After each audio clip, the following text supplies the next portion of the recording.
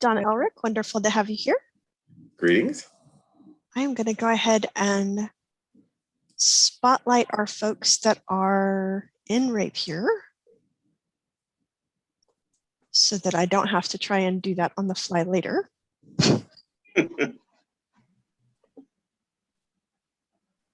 Okay, there we go.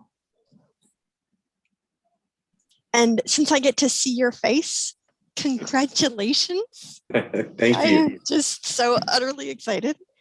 Me too. I can imagine so. And even more so by your news of today. Oh, yes.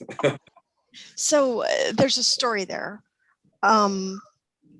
For Castellan, there had been some conversation about, were we allowed to have any food, were we not? And somebody made a joke about, well, if I see Zubaida and she's got a trench coat and she's offering brownies from the inside of her trench coat, I'm all over it.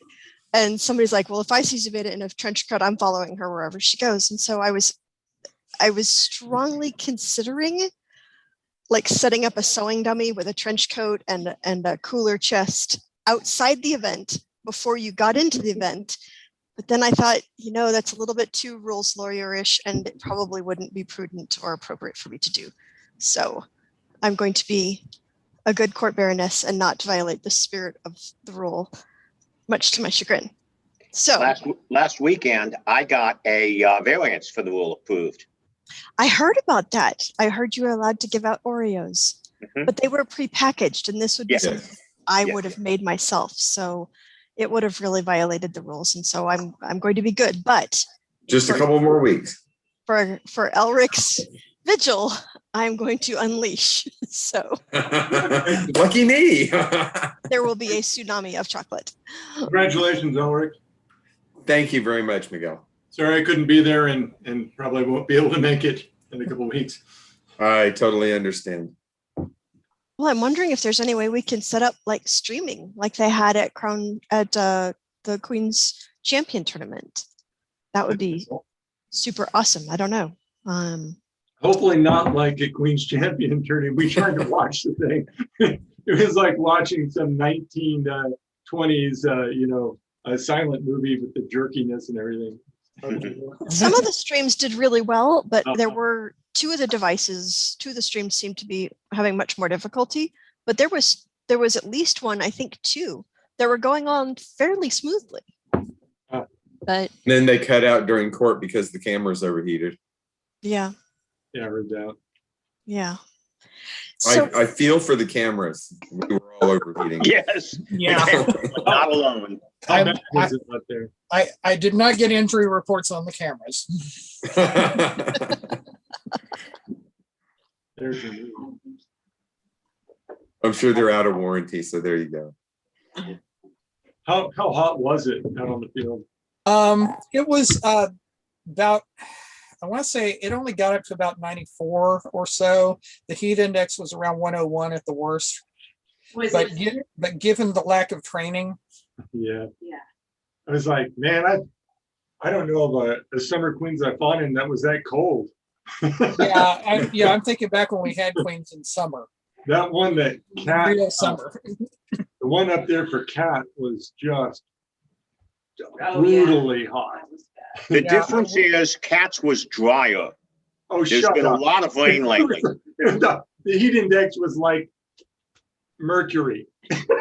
Yeah, I remember one for Julia that was in Shadowlands, and it was brutal hot. And we also had over 100 fighters, so it was incredibly long. I was there. I think. Yep. I think this one. I mean, it's hot, it's humid, and from what everybody been telling me, shortly before that, it had not been that hot and humid. Yeah.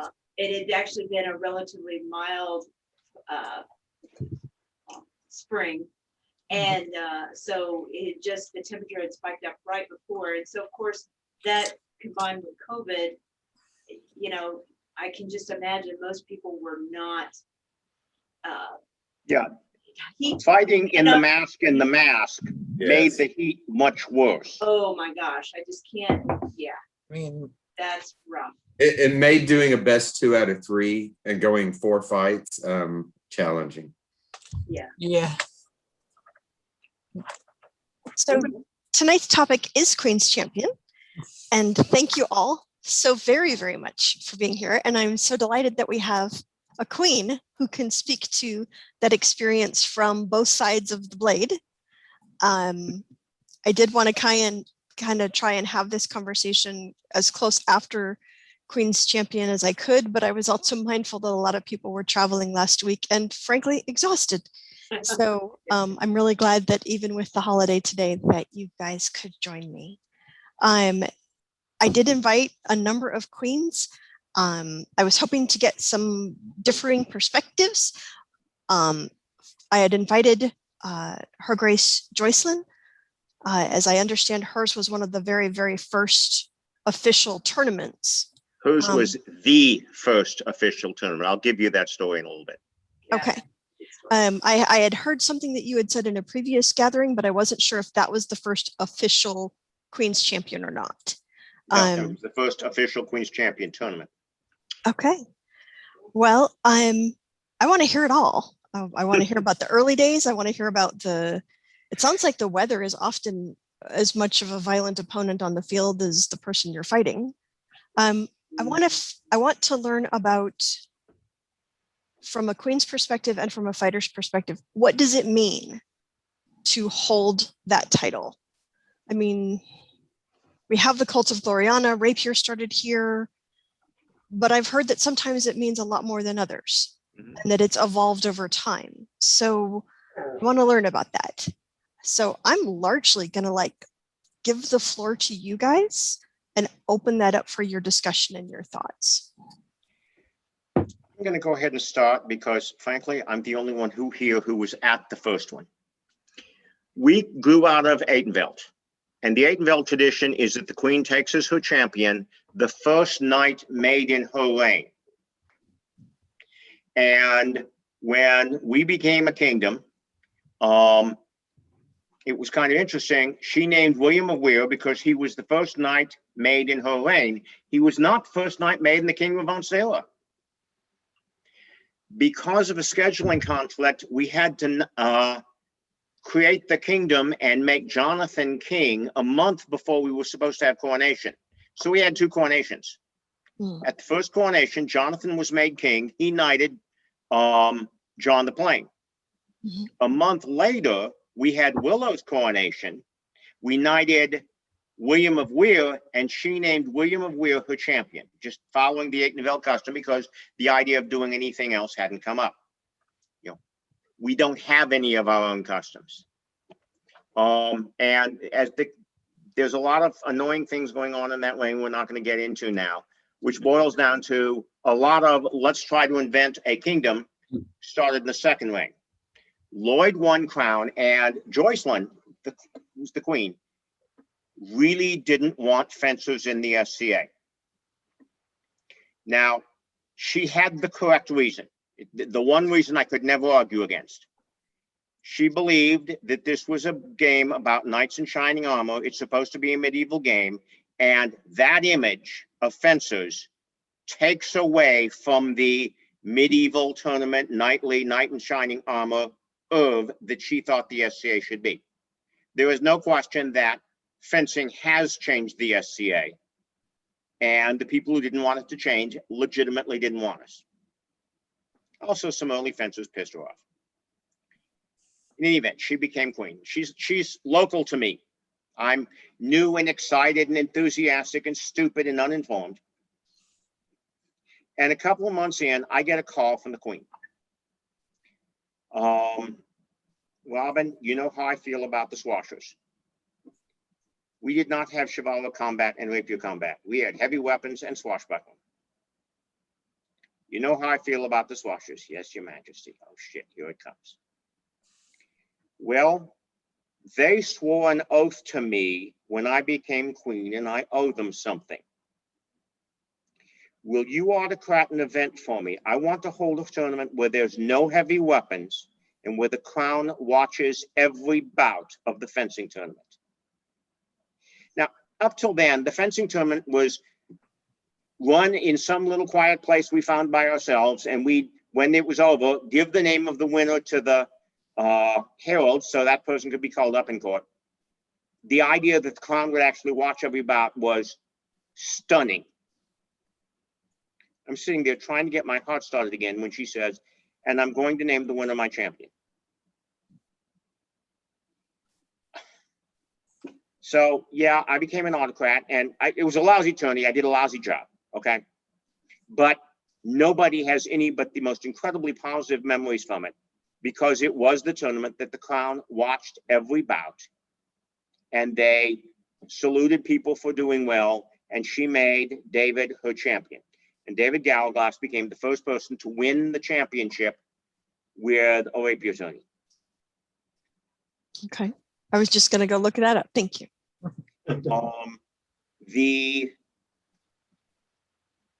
This was something that she gritted her teeth and did because she owed something to the people who had sworn to her, and she was going to grit her teeth and do the right thing, not because she liked us, not because she enjoyed watching it.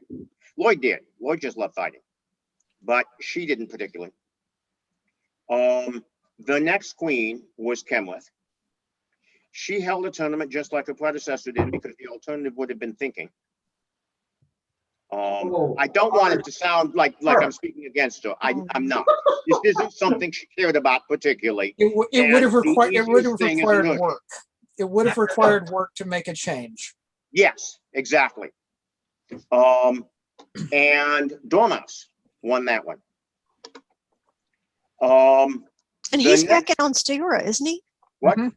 Yeah, He's back in Ansteorra, isn't he? Queens. It was awesome to get to see him at Queens. He was one of Tyvar's cadets. Of course, he was at Queens.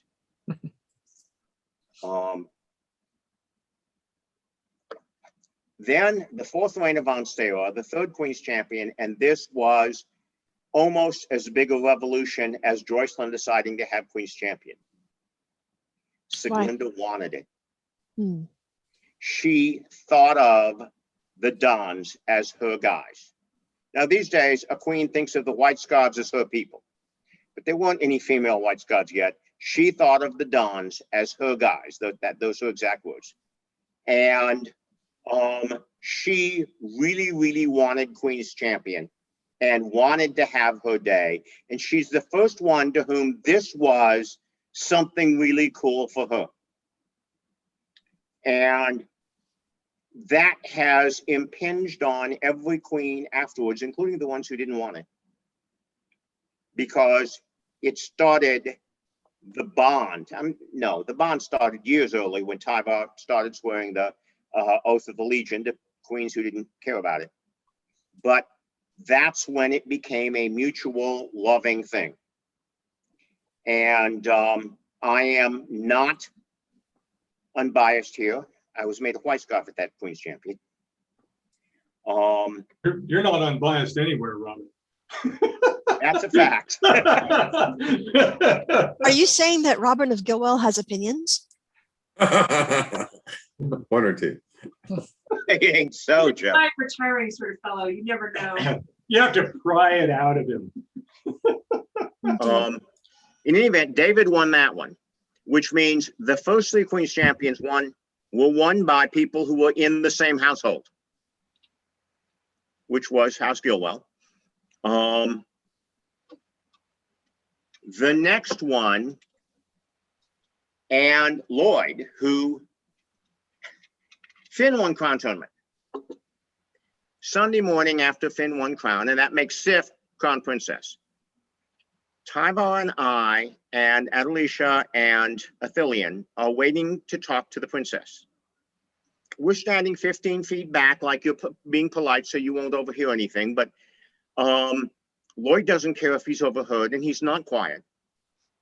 He's talking to her, and he's trying to make it clear to her that this isn't something the Swashers are owed. It needs to be made clear to them that this doesn't belong to them, and you shouldn't just automatically do this. And we have to listen to this before we get a chance to talk to the princess about Queen's champion. And this went on for about 15 minutes. And finally, Lloyd walked away, and she came up to, we started walking to her. She walked up to us and said, "Don't worry, we're gonna have your attorney."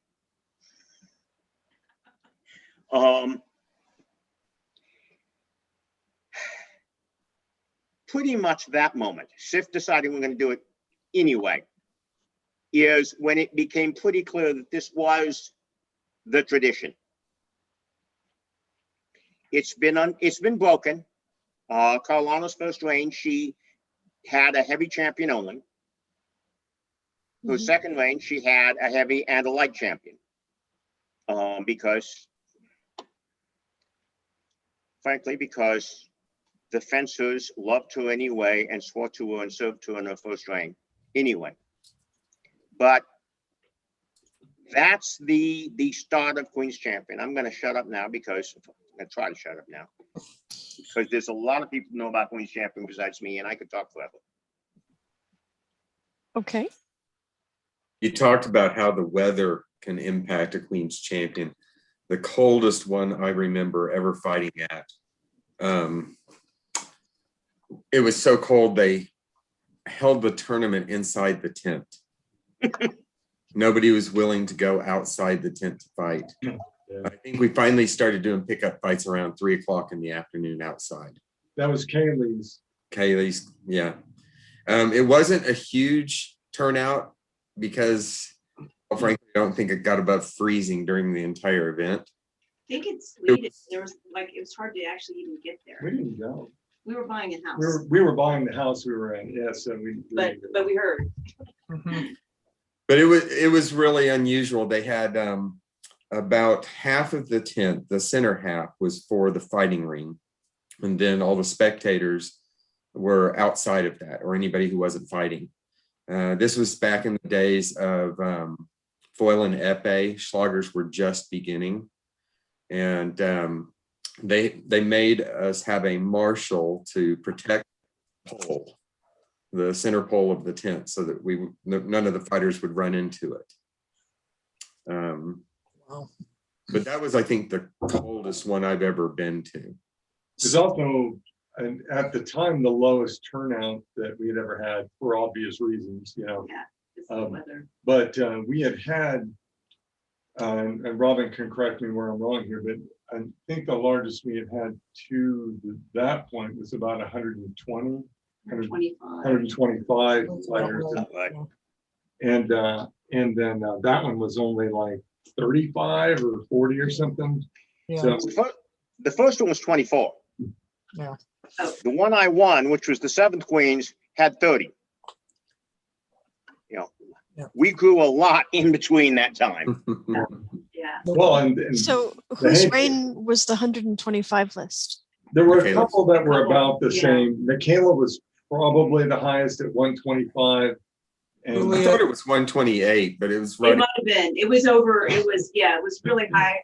I won that one. It was brutal. So, It was. Julia hard had by some the that time were close to that. Alicia's second was very large and extremely hot. That was Oh my God, yes. That was, Oh, that that was was the in- one that for was in- Coronation Day. yes, as it was well? Coronation and Queens the same weekend. It was by Seguin. It was down in that valley and there was no wind.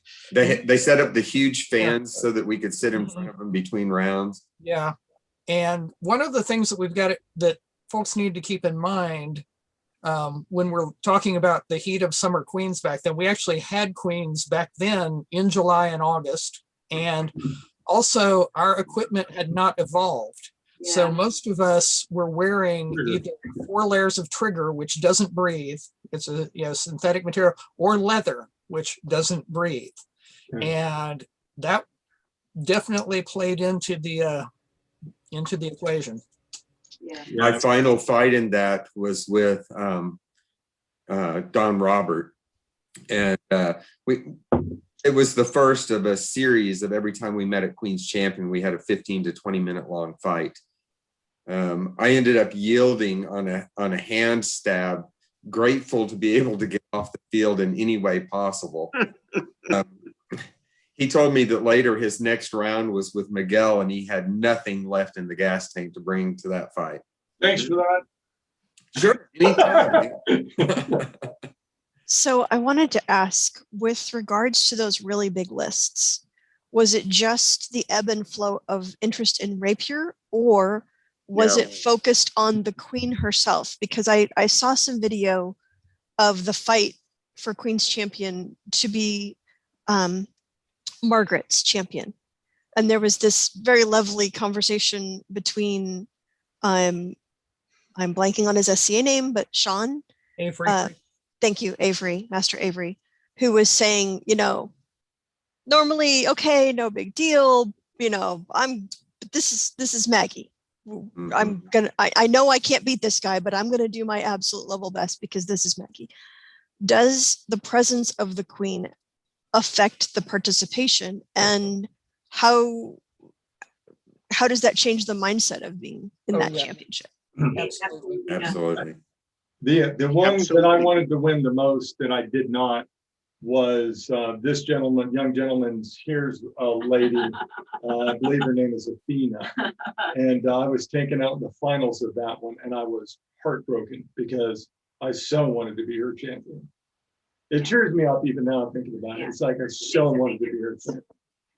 And I just couldn't pull it off. And so, yeah, it makes a huge impact. I think about it today. So.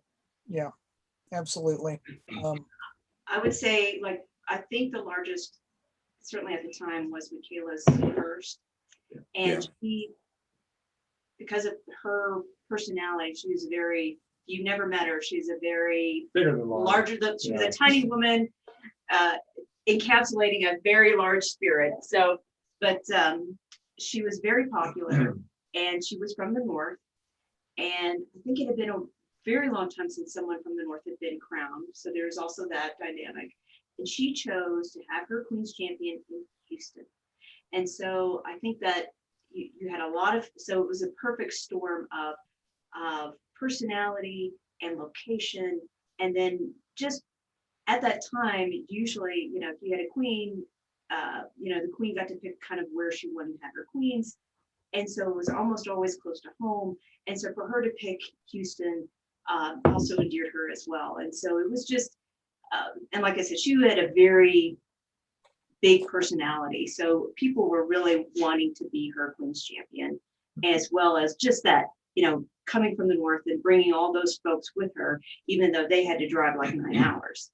And so I think that, there are a lot of factors. So it's popularity, it's logistics, it's temperature, it's gas prices. Unfortunately, that when we went through a period where there were just super high gas prices, and some, especially some of the younger folks that would populate a tournament, maybe not necessarily have a great chance of winning it, but they would populate the tournament. They just didn't show up. Yeah, I mean, a whole different subject, but basically when we had that spike in gas prices for over a long period of time, you had a very big drop in participation and membership, period. Yeah. And you could really see it with these big tournaments like Queens, where they went from being 100 plus down to a big tournament was now 80.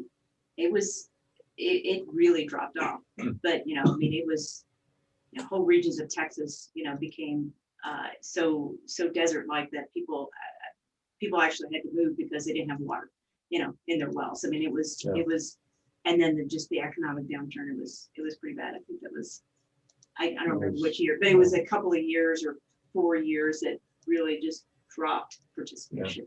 So so when we talk about Queens now, I don't want people to think, oh, well, I didn't have 100-person Queens, 125-person Queens. That's not the level of participation that we have today. Yeah, the kingdom was bigger in terms of population, in general. And also the other thing to keep in mind is the entry point for rapier was a lot lower back then. Yes, it was much when it was foils and epes, you could get your gear and be on the field easily for under $100 and even cheaper if you knew where to shop. Yep. The various white scarves and mods here know that I took some time off. I was away from the society for about 7 years. And when I came back, when I left, Schlagers were the new interesting thing, but epes and foils were still the standard. When I came back, that was all gone. And one of the first shockers I noticed when I started going to events with rapier was how nice everyone looked. And it occurred to me after a while, yeah, because a sword's going to cost you several $100. So making nice clothes is not that big a deal. And since you're not using trigger anymore, you can actually have stuff that looks more like period clothing. Well, you know, I could buy these cheap Russian epes back in the day, like 3 or 4 for $50, right? Oh, yeah, I remember we spent $60 on a nice double wide. Yeah, yeah. It's gonna last. But you That might, was- yeah, but you that might was a go through huge one investment. for every tournament too. That's it. Yeah, true. But going back to Etienne's point of, it was a lot easier to get started because the equipment was much cheaper. Mhm. And so that actually was a concern when we did go to, having rapier as a standard, because of the entry point cost wise is cost prohibitive. Hey, do you mind if I ask His Grace a minute question on here? Please. So before you joined, Your Grace, Robin was talking, and he covered kind of shocker there, complete shocker. Robin was talking, but before you joined, Robin was telling us about the early queens and what the queens thought about Queen's Champion. So can you give us a perspective on what the earlier kings thought about Queen's Champion? You know, if they're, I mean, yeah, I'm sure it varies widely, but, I'm not going to throw you out there as what you thought one way or the other, but what was the general perception from, the kings when Queen's Champion started and as it went along? Thank you for that question, Your Grace. Oh, yeah. Oh, thank you. Yeah, I'll get you later. I have leg armor now, Your Grace. That's right. Stainless steel, buddy. Would that really matter though? Not a whole lot, but it.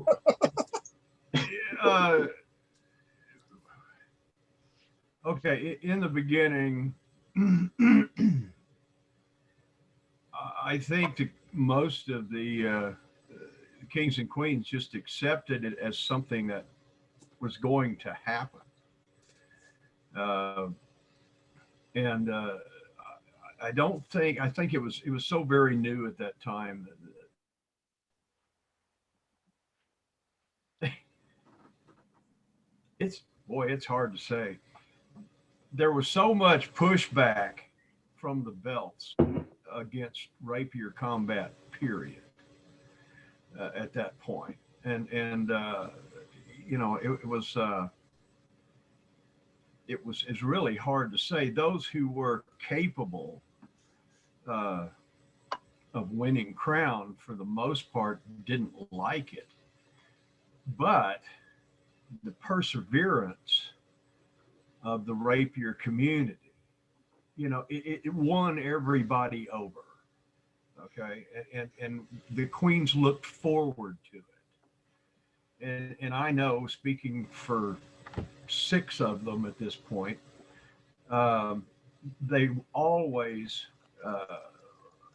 basically were treated so well by their champions. And, when it was all said and done, they were sorry they had to step down, because it's kind of interesting to be the focal point of an entire group of individuals, and no matter who the champion was, the whole community basically was for the queen. That's pretty cool when you stop and think about it. And so I don't really know. I do know one thing. Did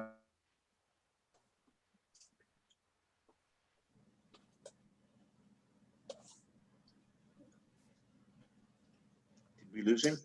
We may have. Yeah, he can't stand still that long.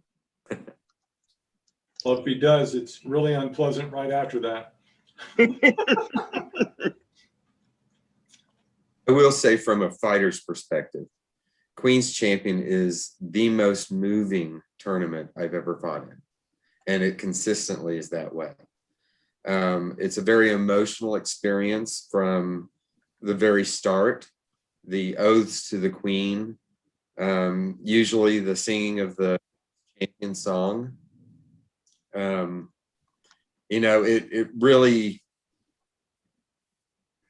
it involves the entire community, the entire fighting community at a very personal level, which makes it even more meaningful to us to fight our best and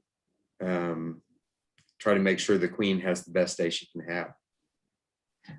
So this is sort of a difficult question. I haven't seen near as many crown tournaments as the assembled folks here, but I've seen a number of them. And while no one can ever be in the armor except the opponents, sometimes it seems like the crown tournament fights require a level of brutality that is not, that the calibration is just so totally different for that fight. And things that people would normally accept, they just don't take. I'll take this one. Do you ever see that in a Queen's Champion, or is the level kept at a more, I don't know how to phrase it. I can answer your question without you having to phrase that, because that you really don't want to. I want Miguel's take because he's fought in both. So have I, but not seriously. Not as much. Are there people who decide they're not going to call blows against this person because they don't want this person to be Queen's Champion? Yes, it happens. Is it on the same level as Crown Tournament? No, there's no power to be gained here. And that makes a huge difference. What we gain is the right to stand up uncomfortably in court for 6 months. What a heavy who wins crown gains is the right to sit through court for 6 months and to make all the decisions. And there is not as much temptation. There's temptation. Okay, that was that good. The temptation is there, but it is not on the same level. There are people who go out of their way to take someone out. I've done that, but I called the blow too. I've never been good enough to matter in crown. But yes, it is very different from crown. Okay. I want to hear Miguel's response to that, because he's fought both believing he could win, and I have not. Yeah, so generally speaking, I will agree with that. And I think that over the decades, it has changed such that it is now, Queens is now typically, I wasn't at this last Queens, but yeah, I've been at a lot of them. I don't know how many Queens I've been at, but it's a lot. And typically I'll agree with Robin. But I have hit some people in the finals of Queens Champions on the order of 23 times before I could get them to take anything. So roughly 23 times. So it just depends. But so yeah, it's I think rather than comparing Queens to Crown, compare Queens to other light weapons tournaments and compare Crown to other heavy weapons tournaments would be more reasonable. But yeah, hey Grace. He's still connecting on audio. But in that respect, though, it is the worst light weapons event on average. Just like Crown is the worst. We're talking about blow calling in Crown versus Queen's Champion, and I'd say that it is the worst light weapons event from that, because it is the biggest deal. And if you really, really want to be the champion for a queen, or she really, really doesn't want you, or she really doesn't want somebody else, then it gets really, really ugly. And that's, it's just human. Oh my gosh. Mark, oh my God. Look at that little This baby. is the reason I left abruptly. Stepped on my power strip, turned my. Who is this, Chuck? This is Ghost. Ghost. Oh, he's Ghost. My Yeah. God. adorable. Yeah, he was abandoned when he was about the size of a jelly bean, I guess. Oh, And, my we God. fed him and stuff. So Oh, he's now a brand new feisty male kitten. Oh, My that's goodness. so much fun. well, he's adorable. So, Mhm. yeah, so back on the point, it's like, yeah, Queens did.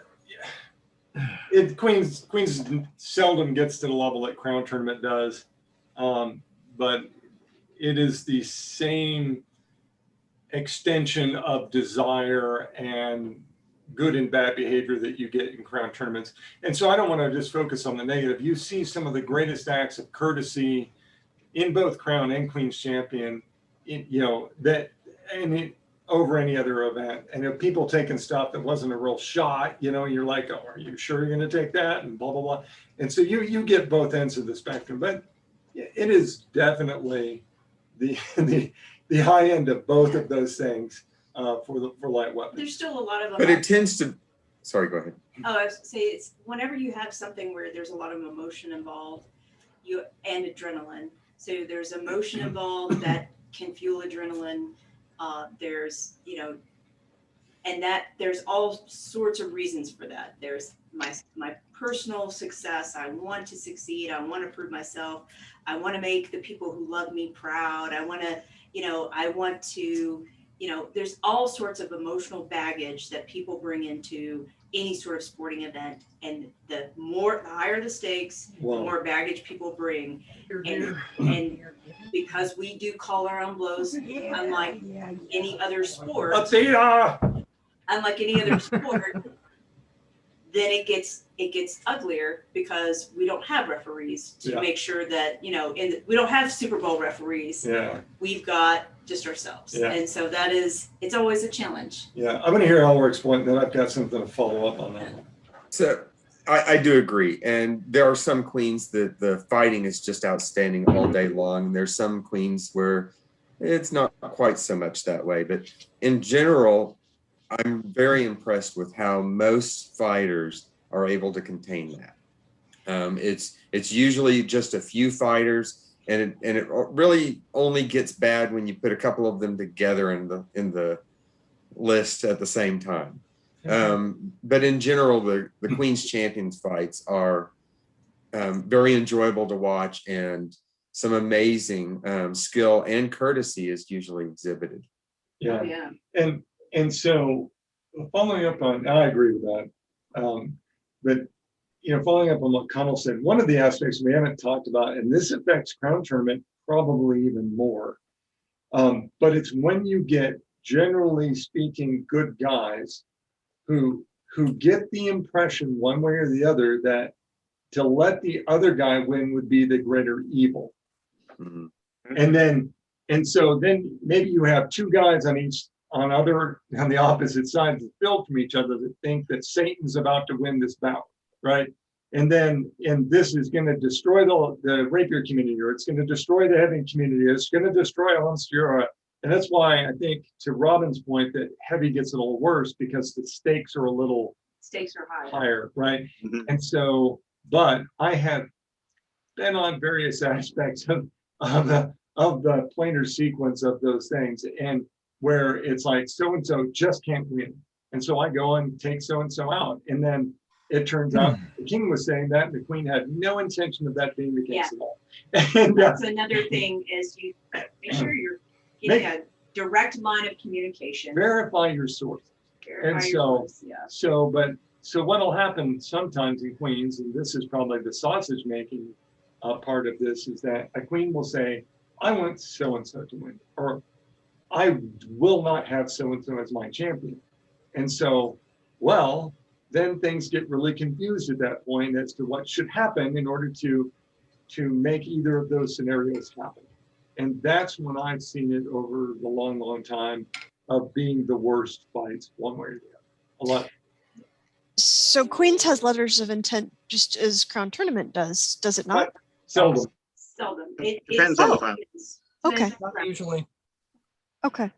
I thought that it Not a did for some reason. requirement. It's not a Letters requirement. of Item. intent, relatively recent, isn't it? Yeah. Yeah, it used to be very much a show up and put on your stuff and get out there. And Yeah. you know, it's grown in formality. The notion of people either, a lot of times the letters of intent didn't happen in advance, but oftentimes the queens are presented with a letter of intent or a gift or something by the fighters. Okay. For I got instance, for several queens in the last few reigns, I've written a poem specifically for them, and presented that as a letter of intent. okay. Bobby. I guess I Yeah. had gotten a different impression because I had seen some examples of very, very early letters of intent for events like Lions, and so I thought that perhaps maybe they were more A lot of that widespread. comes from a desire for persona play, but it Yeah. wasn't necessarily So required. Okay. Connell never did it. Yeah, Yeah, I don't think Athena didn't do it either. Lions had letters of No, intent before Crown did. Okay. And that was so they knew who was coming, and so that they could send out their little booklets to say, hey, here's how the tournament works. Because I've got I a copy think it's of Duke fun. Michael of Monmouthshire's letter of intent for Lions, Oh, cool. and it's hilarious, talking about his surfer babe. Yeah. Yeah, there But was that was all persona play. That was fun Yeah. stuff. Yeah. it was. I and never cared for letters of intent, particularly in Crown Tournament. A lot of people would misuse it. Crowns, I'm talking about. Yeah. Because that's how you get to call the herd before the tournament. Well, we don't like so-and-so, so we won't accept his letter of intent. If it's all in a spirit of good fun, I think letters of intent are fine. But, if you can't do it on the field, don't do it in the parlor. Well, You let want me somebody press you. out, take them out. Let me press you on that, Your Grace. And because this goes to the point I was making about that guy can't win crown, or that guy can't win Queen's Champion because he would be bad for the kingdom or bad for the queen or whatever. I'm going to throw a stupid hypothetical at it, and you can spank my butt later on for it. But if it's someone that Athena did not like won Queen's Champion, she's not a demure little lady who wouldn't wouldn't vocalize that. It seems like, she'd pretty much state your mind. So would she be okay with someone she didn't like as Queen's Champion, as opposed to, hey, let anybody win? I'm not sure she would have involved herself in that one way or the other. Again, being my lady, I think she pretty much had the same opinion I did. If we don't want somebody to be her champion, then somebody who wants to be her champion, take them out. Yeah. Look, man, I fought against stacked lists my entire career. Yeah. Okay. There's political factions here, there, and the other who wanted me gone. And I had to fight my way through that in every single bloody crown tournament. That wasn't very really. That wasn't a very successful tactic, though, Your Grace.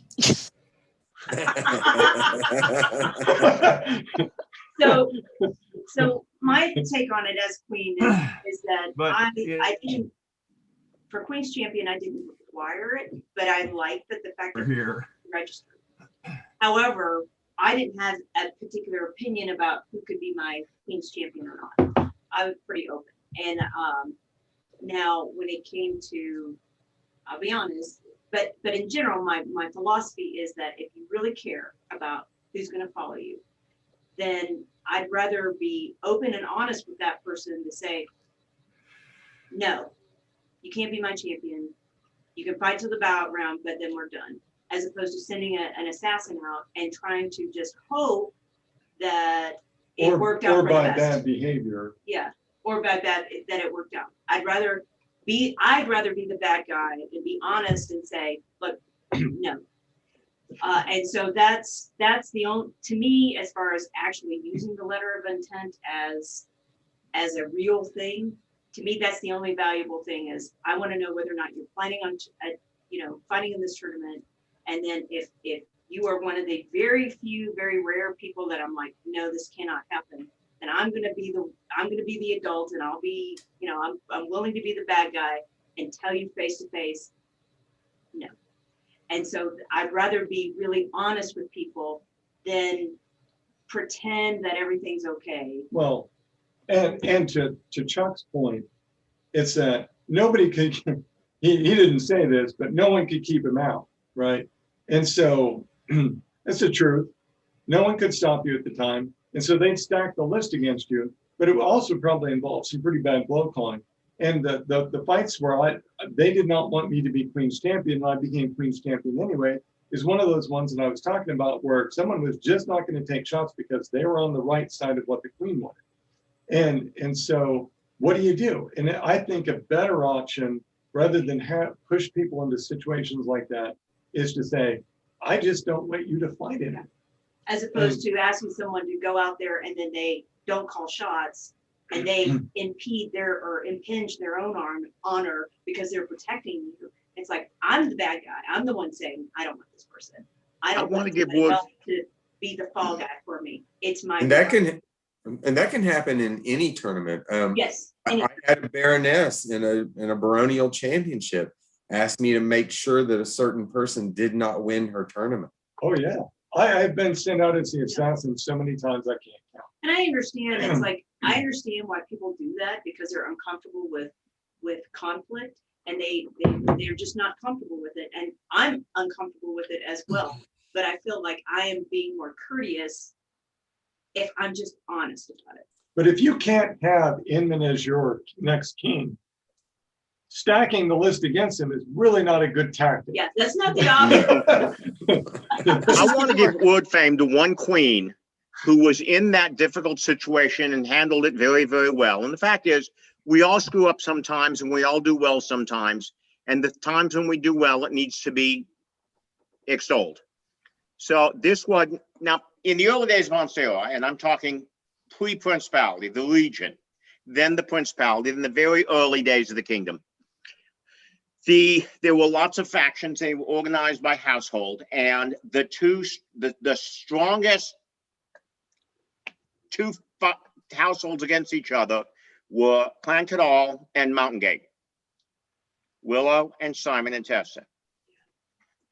Well, when Willow became queen of Ansteorra for the second time, third time as queen because she'd been queen of Aitendale, it's in 1984. And there was a fighter who had taken up fencing. No one had really realized he'd taken up fencing yet. But we got to the semifinal round and Simon's still in. And being the officious, pompous ass I am, I went up to the queen and said, is it going to be a problem if Simon wins this? And I don't know if she'd thought about it already and already had her answer planned, or if she came up with an answer quickly. But she said, if he wins this, I'm going to assume that's because he wants to defend his queen and he wants to be a proper queen's champion. And I will accept him as that. Yeah. And in fact, he did go on to win. She did accept him as her champion. But for that reign, the champion stood in front of the thrones, not behind her, because she was not completely comfortable with him with a blade in his hand at her back. But she accepted him as her champion. Now, that's how much emotion there was there. I'm surprised I wasn't putting that anyway. And I would say it's just like, I think because I know so many people in the breaker community being a mod, I know people who have personally been asked not to fight in Queen's Champion multiple times. Not just you. But they still keep coming back. And because they really want to, for all of their personality quirks, they still think of themselves as Queen's man. And so that goes back to, I feel like if you're honest with the person and you deal with them honestly and respectfully, they may not like you, they may not want to be your friend, but at least they understand and they don't get as bitter. Yeah. Because they've been dealt with honestly. And a clarification on me. I was asked one time not to fight, but I had just won 3 in a row. And The queen wanted somebody else. Octavia And that did was- not want She me and Brendan to fight because we had just won so many. And, And she so- had to pick and so one. and so she went in a different direction. I was cool with that. Yeah. Just, you know, So- It's better to know, to me, it's better to know than to kind of guess. You know, it's just like, just be honest with people. Don't be unnecessarily cruel, but just be honest. and Inman's going to judge me for this, but when the last time we were on the Crown, we denied 1 or 2 people from entering the Crown tournament because there was just no way that they were going to follow us. Just period. I didn't think they would be good crowns. Well, I did the same thing. Oh, you did? Yes. Well, why are you giving me hell then? I didn't. You gave yourself hell. I heard. Oh. I try to do whatever I think you want me to do, you guys. There was a Get hell time, for that.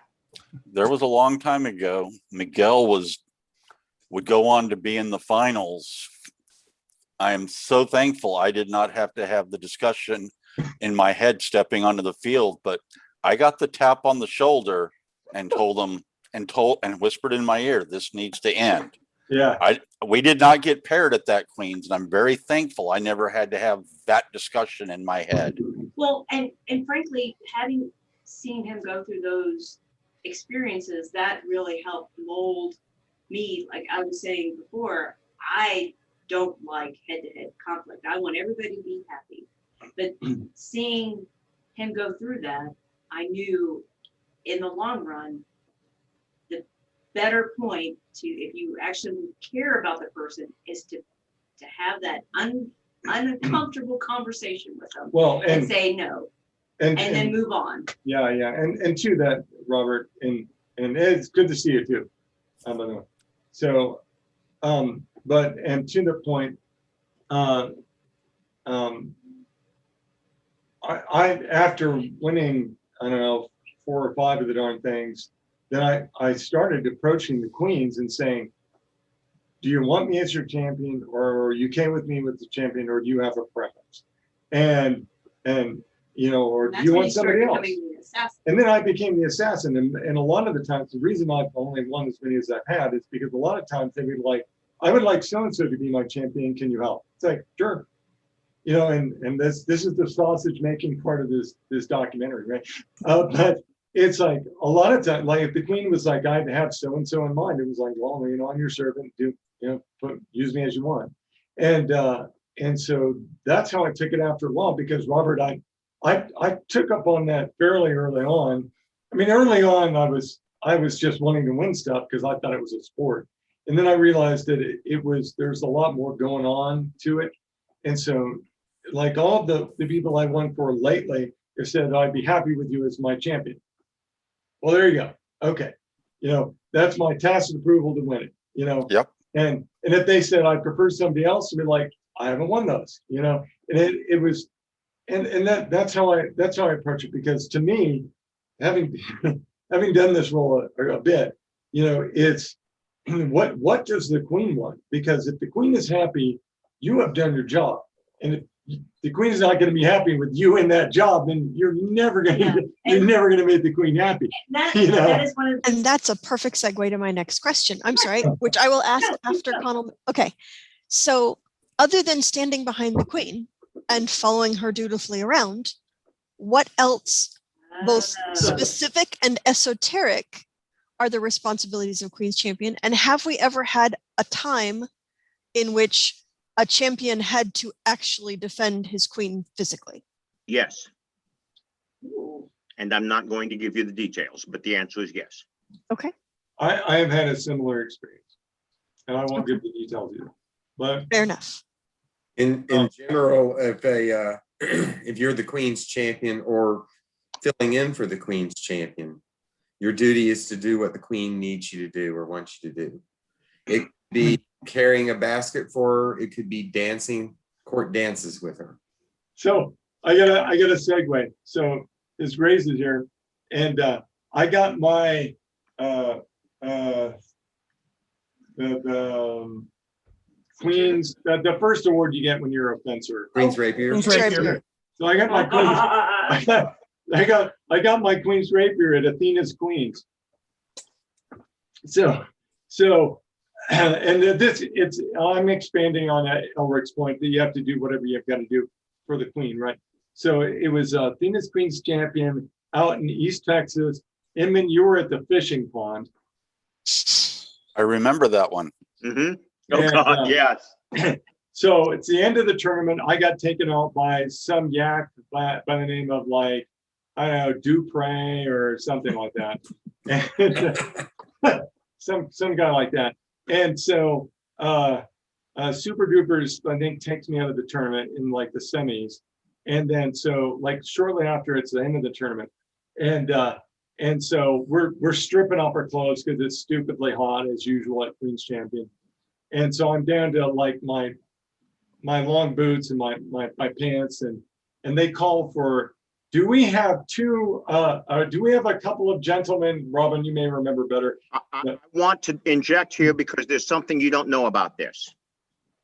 The Queen and the Baroness, because Thorkel and the King were down fishing, and Kalida and Athena were thinking, you know, we really ought to take them a ice box of beer. And Serena happened to be up there, and she said, get a cadet to do it. Oh, do cadets do things like that, like squires do? And she said, well, cadets do things like that for you, but not like squires. They do it with verve and excitement and panache. And let me show you. And she stood up and she called, are there a couple of cadets who can do a favor for the Queen? Now, neither Esteban nor Miguel are cadets at this point, but they are stripped to the waist and they vault over the list rope. They run up to the front of the Queens. One of them leaps over that list rope. The other slides under the list rope. It was a leaper ballet. And Tina said, what did I tell you? Huh? And so we land up in front of the Queen. It's like, Your Majesty. And she says, can you take this chest of beer down to His Majesty and Thorkel? It was like, sure. But I mean, so I got my Queen's Rapier that day, and I swear it was not because I was in the semis, but because I took beer to Inman. Which, frankly, he told me that story so many times. I can tell you that except for the fencing part, he probably would have rather been with you fishing. He loves to fish. I love to fish, and I love both you and Thorkel, so that would have been great. But yeah, so going back on Elward's point is that it's to do whatever the Queen wants, right? You know, because if mom ain't happy, ain't nobody happy, right? Yeah. And so if the Queen is happy, you know. Yeah. I saw Connell's expression. It's so true. I'm a musical theater guy. So, but you know, if they want you to show up for court and then blow off, that's what you do. Sonia, and if she hears this, I have the utmost respect for her. I love her dearly. It is being recorded, just to remind you. And I love her to death. She was the most demanding of the queens that I had, and I was absolutely honored to do everything for her. But I was there like all of the time for her. I tried to be there before she left in the morning, and I put her to bed. Yeah. So Miguel, I want to say one thing. You did not get your Queen's Rapier for bringing beer to the King. Damn it. You got your Queen's Rapier for responding to the Queen's request with verve and panache and utter commitment. And there you go. Absolutely. So going back to the what he just said about Sonia and what the Queen does. Each Queen is different, and so that's the thing, is you have to recognize who they are as a person and what their needs are. And so their needs may be, hey, I need you to be my ambassador to this whole community because I don't know anything about it. So Sonia's a heavy fighter. She comes from the East. She had been in Ansteorra for a little while. Yeah. And she was very involved, but she had not had, the decades of being in Ansteorra. And so she really wanted someone to help her with that because it was so incredibly important to her to do a good job. And- She's very, very conscientious, she's and she super really wanted to do a good job. She's a great lady. Yes, And- and so that's why it was demanding because she really needed. She felt like she needed someone to help her do that good job, And that's where we. and were. because I've been around for a long time, so I could help in the light weapons and with crown stuff as well. And so I wish Avery were on this call. A lot of Yeah. times he is, but he was her second champion, but by that time her needs had changed. So he was like the ideal champion for her for next reign. Yeah. And so, and I know it's atypical of a martial tournament to think so many levels into this because we're way into the weeds of what a QC is, because ideally the QC is the best fighter in the kingdom, but it just really is so much deeper than that when it comes to it. I was like, for my reigns, I've been playing since I was a teenager. I've been really involved. So I didn't have as many needs because I was already embedded in the breaker community. I had been in the SCA for a very long time. And so to me, it wasn't I didn't have a really narrow idea of who could be my champion because I felt very independent and confident in that area. But some people don't, and that's fair. That's fair. It's like, if I was thrown into a social group where I didn't know anyone or didn't know the rules, then I would be like, hey, I need someone to help me, help guide me through that. And I think Robert can really talk about this in particular is the role of the ambassador and the diplomat. Oh, he's got to be one of community. Robert's got to be one of the top 2 or 3 best diplomats for light weapons in the known world, or as far as I know. My first time as QC was probably my hardest. Larissa. Me too. Well, and Larissa, I mean, we get along great even to this day. I'm still Duncan Squire, but it was a Broadway musical with her. Everything was a high performance. Probably my simplest, and Robin was at that war to help out, but probably the easiest time I ever had as QC was Elizabeth. Because when she hit the cabin, that was it. There was no more late night parties. Was that like at 8 o'clock or? No, usually between 9 and 10. Oh, all right. The only part about that would get tricky, and we would give the cadets some grief over this. I would, after having signed out, and Robin was staying up at the cabin, so that made it even easier to sign out and head back to camp. I would invariably run across our princess with no escort. So it'd be poof, I was right back on duty. Is that Elizabeth? Yep. I And don't know that, if any of you. that would go on Sorry. until the wee hours. I had a specific task as Siglinda's champion. And the thing is, Siglinda, when she needed to go to the bathroom, she needed to go right now. Robin, your sound quality has dropped significantly. Is there something covering your microphone? Not that I know of. Okay.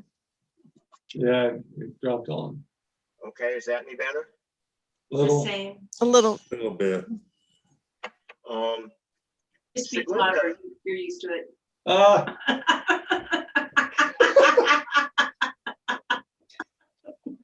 I'm getting the look. Oh. Oh. Okay, Siglinda needed me to walk with her to the bathroom, head bowed, serious expression like we're in a deep conversation, so no one would come up to the queen and ask to talk on her way to the bathroom. Don't When she got there, underestimate that. I That's could important. walk away. She'd take 50 conversations on the way back, but she would not take one on the way there. And my job was to look like she's already in a deep, important conversation. That's good. Nice. It's what the queen needs. Yep. It is what the queen needs. And when Inman won his last one, Athena was not at that rodeo arena where you won. Right, you Yeah. guys? And I they had remember. for some time like this agreement that she didn't like watching him fight, probably because he brutalized opponents too much. I'm not quite sure, but she didn't like watching him fight. Stressful. Like, it's just stressful. And so he won Crown Tournament, and Colin and I left the site and drove like an hour and a half back Man. to grab Athena and drive her back to the site for her to be announced as princess. And so I felt like her Queen's champion from the moment that Chuck won, even though I didn't win the tournament because some yak beat me, but whatever. I'm not bitter. Not bitter at all. But I think Oh, it's he's like, so, not bitter. but this goes back to the cult of Gloriana. It Yeah. doesn't matter whether you're the Queen's champion or not. A lot of folks in the rapier community, I would say a very large percentage of the folks in the rapier community have that sense of responsibility of responding to the Queen's needs. Yeah. And that is what is so awesome about being queen in a kingdom like Ansteorra. It's just like, I can't, it's like you instantly have a family because they support you. But I think that's important because there's always some new guy who's super fast and good who steps into it and just wants to win the tournament because he's a great fencer, and that's fine. And so, but the problem is that being a great fencer and being a great Queen's champion are two completely different skill sets, right? And so And sometimes 20-year-old guys have to figure that out. Yeah. And it's also changed over time. And that's the thing is when I was first starting, the Queen's champion pretty much stood behind the Queen at court. And Yes. maybe if the Queen wanted, he might escort her out of events, but maybe not. Sometimes the Queen was unescorted for a lot of it. And certainly when during my downtime, when I came back, I saw that the cult of Gloriana had taken off to a higher extent. And suddenly, as a white scarf, I needed to be paying attention if I needed to attend on the Queen, if the Queen's champion was busy or whatever. And ultimately, that was really great for me as basically a shy person, because I had to learn to talk to the Queen, something I had generally only done during circles, if then, and I had to learn to, basically get over that particular shyness and interact, and it certainly did me good. And that is one of the things that we actually take time and effort to work with our students on, is how to interact, how to stand guard during court, how to interact with the royalty. It's a very serious part of what we consider our jobs within the rapier community. So we've had unbelted fighters win a crown tournament.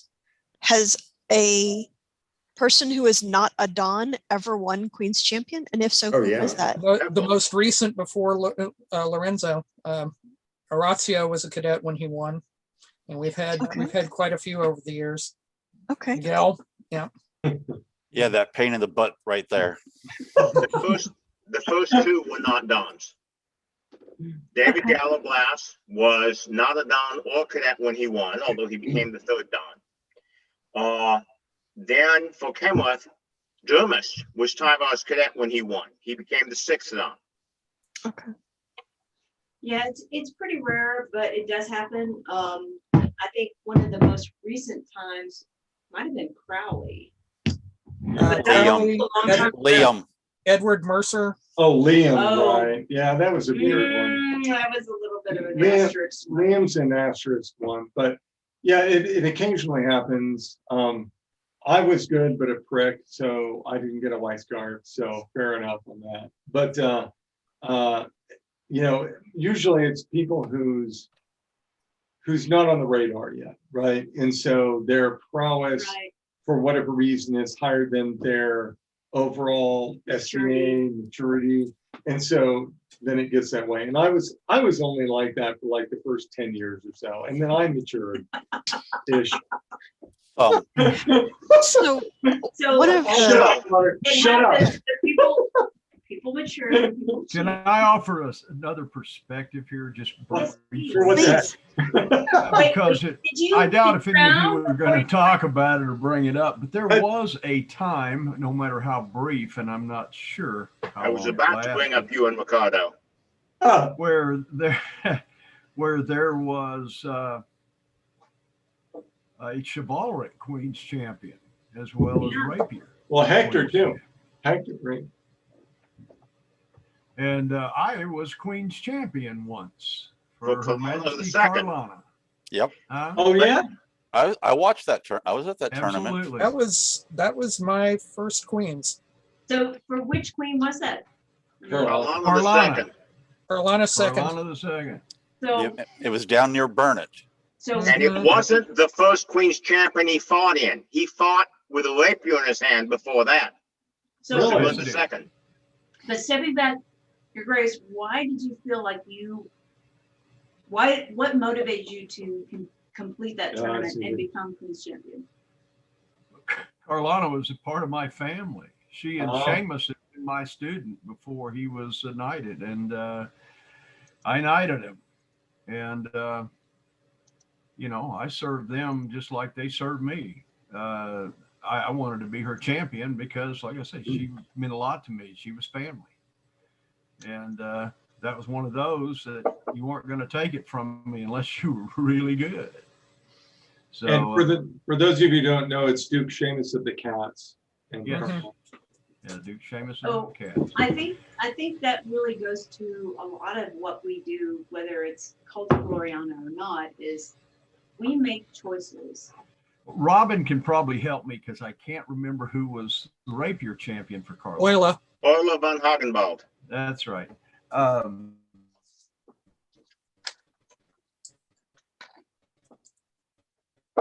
So we make choices based on emotion. Thank you. I used to have a good deal on at court, you know, and we had a good time. We had a good time together and served her as best we could. And that's one of the things I really am proud of, was that one time that I was the Queen's champion. Mhm. That's awesome. And was it sword and shield? Was it any weapons? What was the format?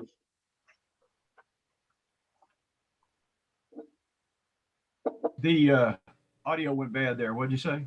I was asking what the format was for that tournament. Was it best or sword and shield or? I don't I believe really there was remember. I a think requirement for weapons. Not really. We just went out there and fought. And what were you going to say about me and Ricardo? Ricardo was champion for Carlana 1. Yes, that's right. You were champion for Carlana 2. I was about to bring that up.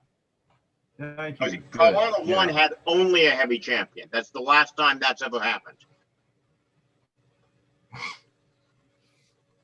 so I know this is sort of unconnected to most of what we've been talking about, but one of the stories that I heard when I first got involved in the SCN Ansteorra that kind of was part of how I mentally defined a Queen's champion was, and I didn't witness it, but I was told the story, and I'm sorry that Elizabeth wasn't able to connect for this part, was that the Queen was watching the bouts. It wasn't formally court, but Tyvar noticed that her goblet in her hand was drooping a little bit because the goblet was heavy.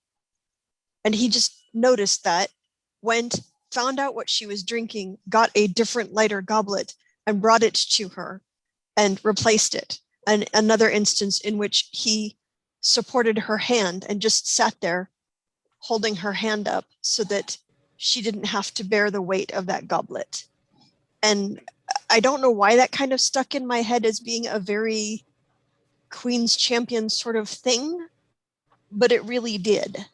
Have you guys, either as the Queen or as a champion, seen a moment like that where, you know, no flowery words are being said, but it's just such a simple act of, that goblet looks like it's 3 ounces too heavy for her delicate hand, and I will assist in that process. That Or- is, I could say that's the essence of the SCA. Yeah. That is someone who is, that goes back to your chosen family. Mhm. It goes back to the group of people who are there to support you no matter what. Who are sensitive to your needs, and conversely, you should be sensitive to their needs. And I hadn't heard that story, but it makes me cry because Yeah. but that's what it is. It's your chosen family. It's the Mhm. group of people who are there to make sure that you are supported and you're cared for, and you know that you're cared for.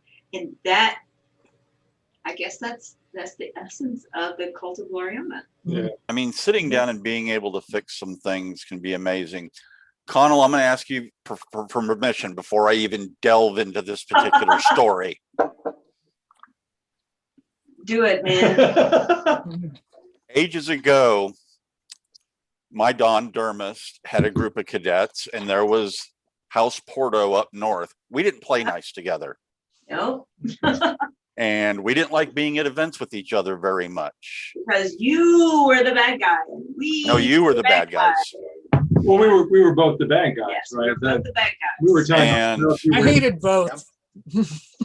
And some stuff had gone down, and at one of the events, was that your first reign, and me and Connell were parked over in a corner and made to talk. And it was one of the most amazing things for me that's happened in the SCA, because we found out we both wanted so much of the same stuff for everybody. And from that point forward, Miguel and Connell became some of my best friends. I mean, we've had incredibly good times with each other because one person saw that in us and made us go talk. And that's where the whole essence of family comes from. Mhm. You mean the Portos made you want to tear out your hair? On a regular basis. Yeah. What? Look at this. Yeah. When I met him, he That's looked fair. like this. He was That's like right. this. I had to step know on him. Porto several times. Fair. It was quite entertaining. The funniest thing that Inman ever said to me was, Miguel, people just like to hit you hard. I had one moment, and it actually felt like I was saving my queen. And I don't even know if she remembered it 5 minutes later, and it doesn't matter if she didn't. But it was at the Canton site when it was flooding. And the Royal and this is before we had learned don't camp in the floodplain. And the Queen and I were walking over through the floodplain to where the Royal encampment was flooded about 6 inches to a foot deep, and we were slogging through 6 inches to a foot, and suddenly there's a little creek there, and we're 3 feet deep, and she's wearing a big wide skirt that is suddenly she can't get out. It was a very heavy dress. I had to pay extra to ship that dress to Australia when we went to Australia. It was a very heavy dress. And it was so, the material was a wicking material. It was so happy to wick up any sort of moisture. In any event, we're like 3 or 4 feet deep suddenly, and she can't get out. And I finally had to pick her up and set her up on the other side of the creek. Now, it wasn't that I was having trouble. It didn't take me 3 tries because it was a strength thing, but It was because muddy. It was muddy. started to pick her up, and I heard it start to rip, and I set her back down. And eventually I decided, I don't care, I have to get her out of here. And I picked her up and I set her down. And It's not a big deal, except that it was the one time I can actually feel like I saved my queen, like I promised to. Oh, She told this tale the other Yes. day, Jay. yeah, I did. So I had just heard a story from Diane, from Serena, who talked about how a lot of the women who died in the Galveston flood of 1910 died because their dresses wicked up all the water and they drowned. And that's what was happening, is my dress had wicked up all this water. And so I could, even though I planted my foot to go up, because of my weight and the dress, and the ground was so wet, it would just push the mud down. And I was like, okay, one more time, we tried, he was with me and he was trying to push me up. And I was like, on the third time, it's like, if this doesn't work, this dress is coming off, because I am not dying for modesty. I'm glad Robin didn't know that at the when I time. heard that. I'm glad you didn't know that at the time. I would have been embarrassed, but I would have been alive. So it's okay. We're glad you're alive. It was bad. I really was. I was actually afraid. Yeah. And so that's a great example. I was afraid, but I knew that I had options because I had Robin with me. I had a, somebody who was like, somebody who believed in the queen. Because I mean, some people would have been like, screw this lady, I'm out of here. Because it was a really bad flood. It wasn't just that it was wet. It was one of the worst.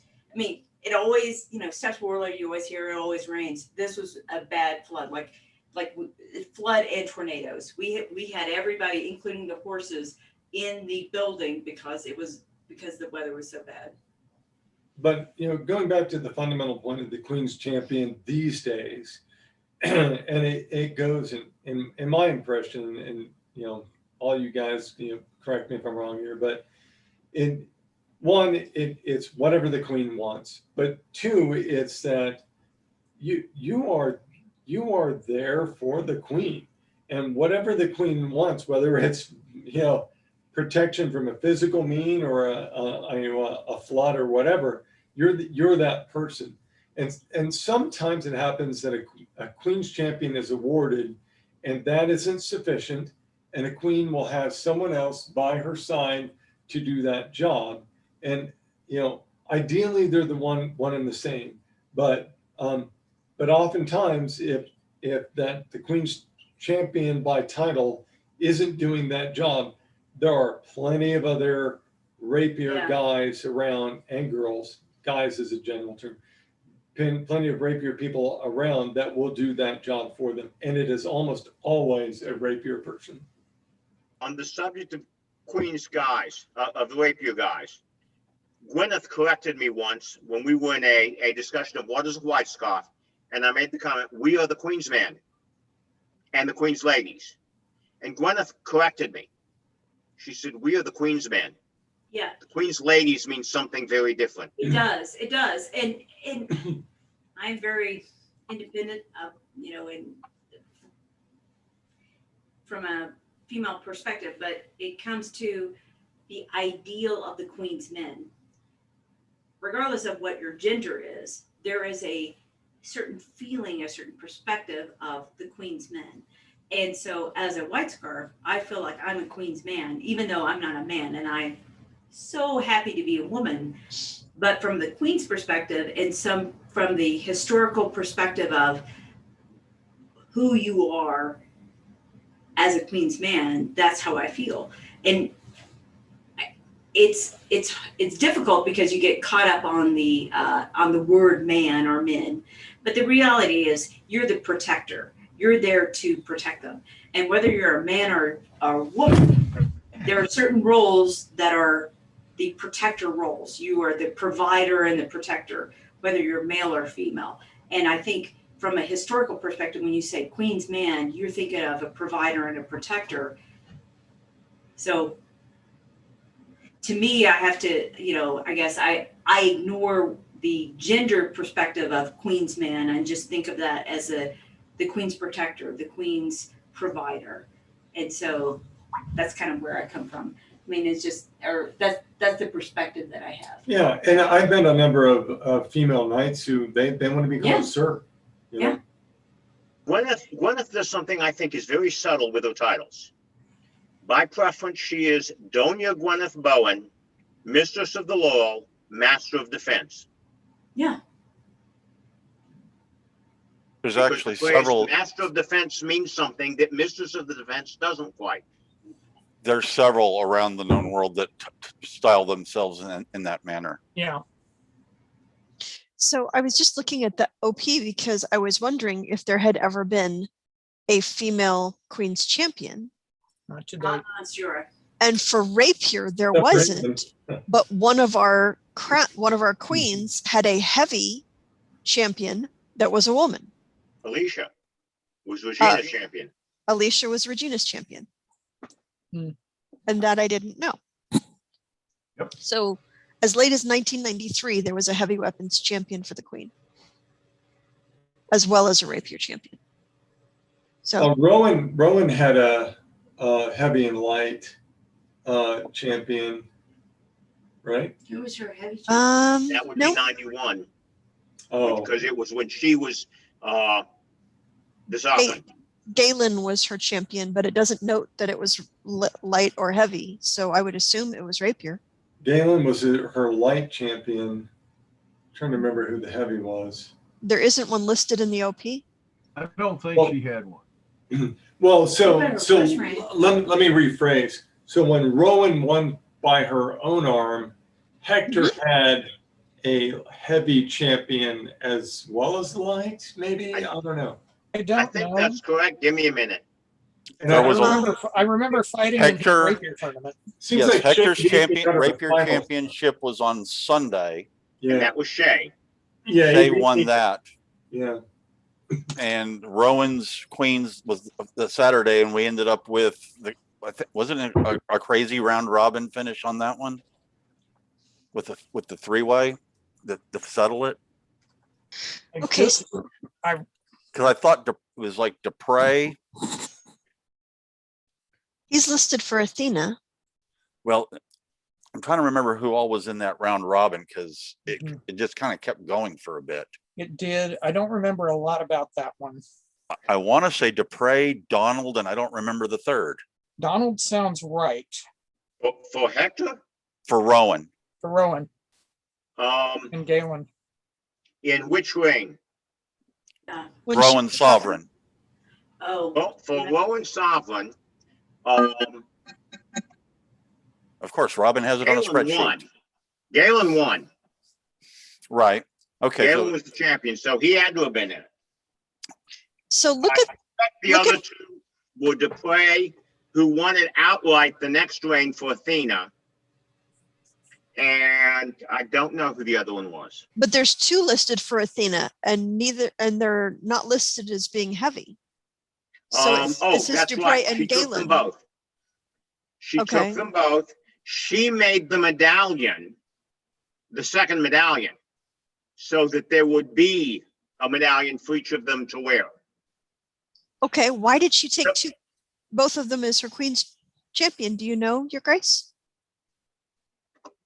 I got lost in the middle of all that. Okay. So Athena in her first reign had two rapier champions, both listed as being her Queen's champion, Dupre and Galen.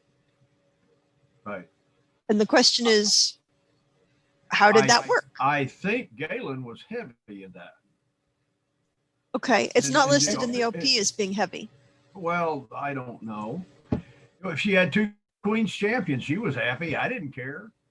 Okay. I believe His Grace is correct, because I think there were only two times when there were two light weapons Queen's champions, and both of them were mine. Yeah, Julia was able to do it the next reign because Athena had made two medallions the reign before.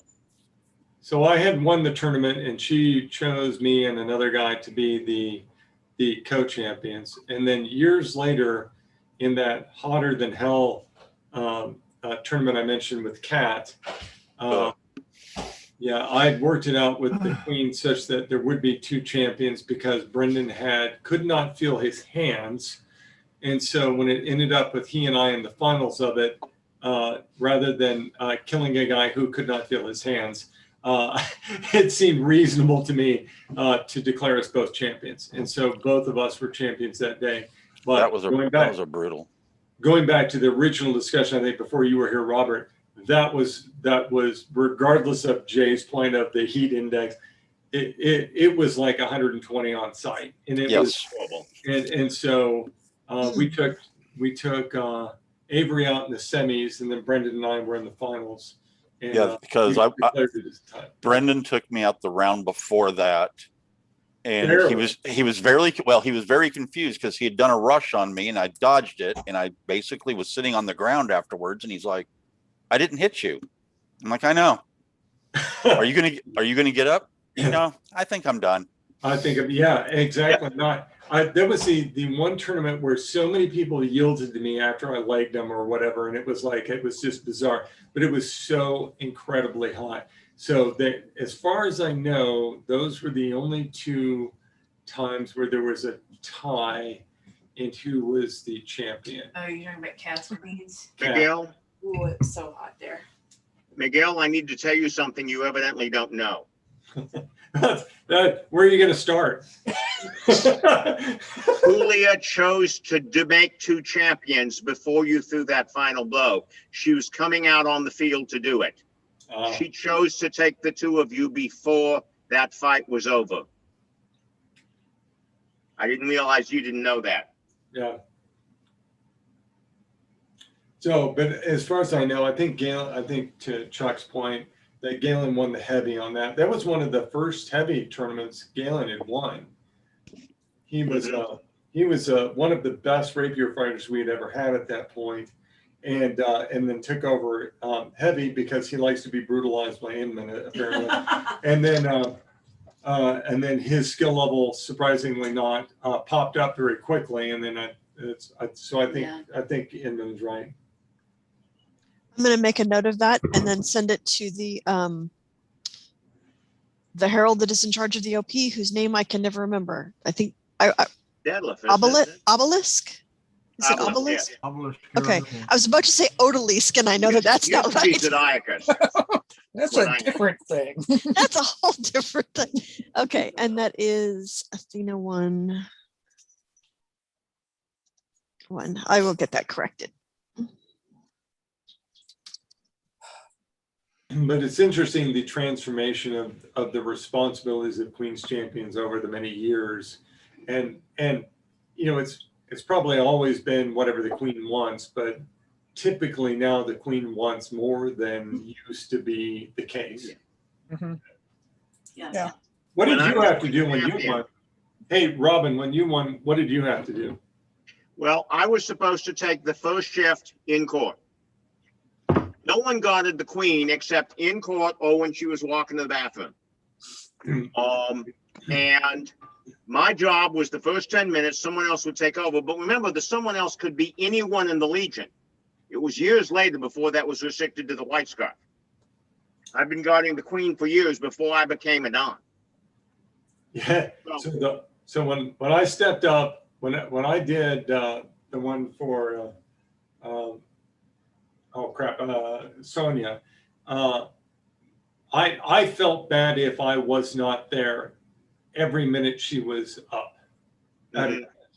I felt bad. It's like if I left, it was like, okay, Connell or Brendan, you've got my back, right? It was like I'd go to the restroom and come back and it's like, is she all right?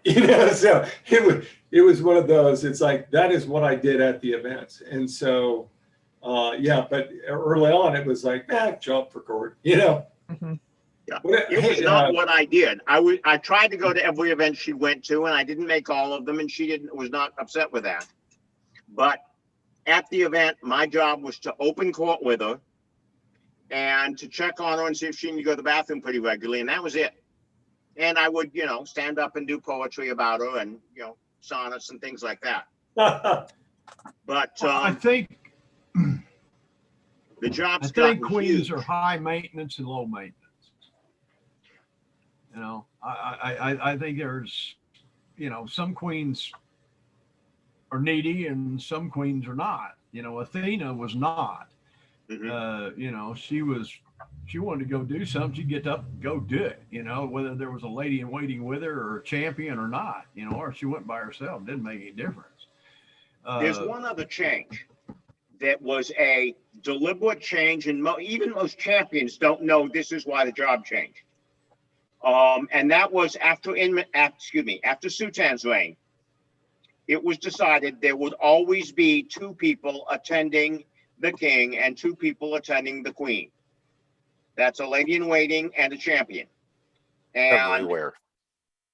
the purpose is to have a witness.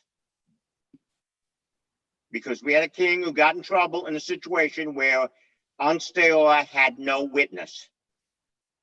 And so, without trying to make a big deal of it publicly, we want to be sure that wherever the king is, there are 2 people there, so that if one of them goes to the bathroom or whatever, there's a witness seeing what happens. Yeah. Yeah. Yeah, Sadly, I remember that vaguely. Yeah. it's true. Yeah. Yeah, and so in reigns after that, when I won, it was like I will always have a guy with me, and so for me it was having a guy with me. It wasn't just gender neutral. It was I wanted you know, my King's Champion was a guy.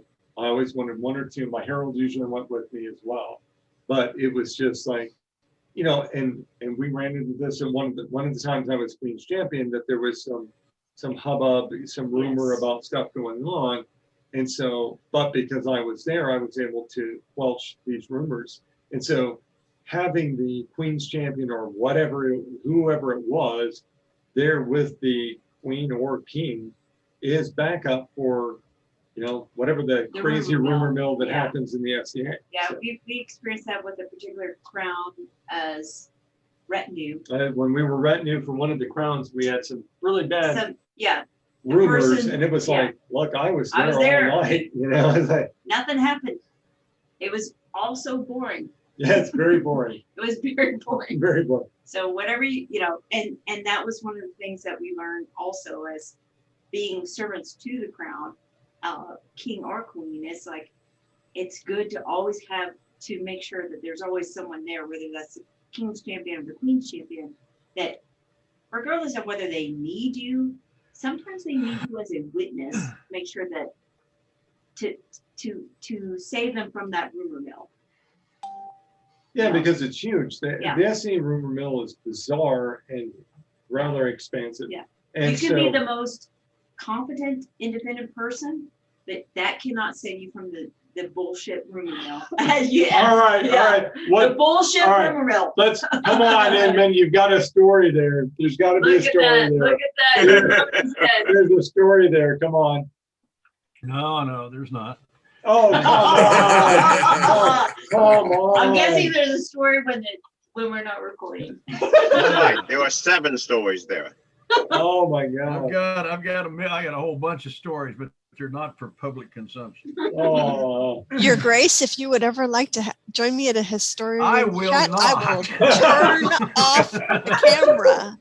I will turn off the recording. Yeah, an off-camera historian meeting. That sounds appropriate.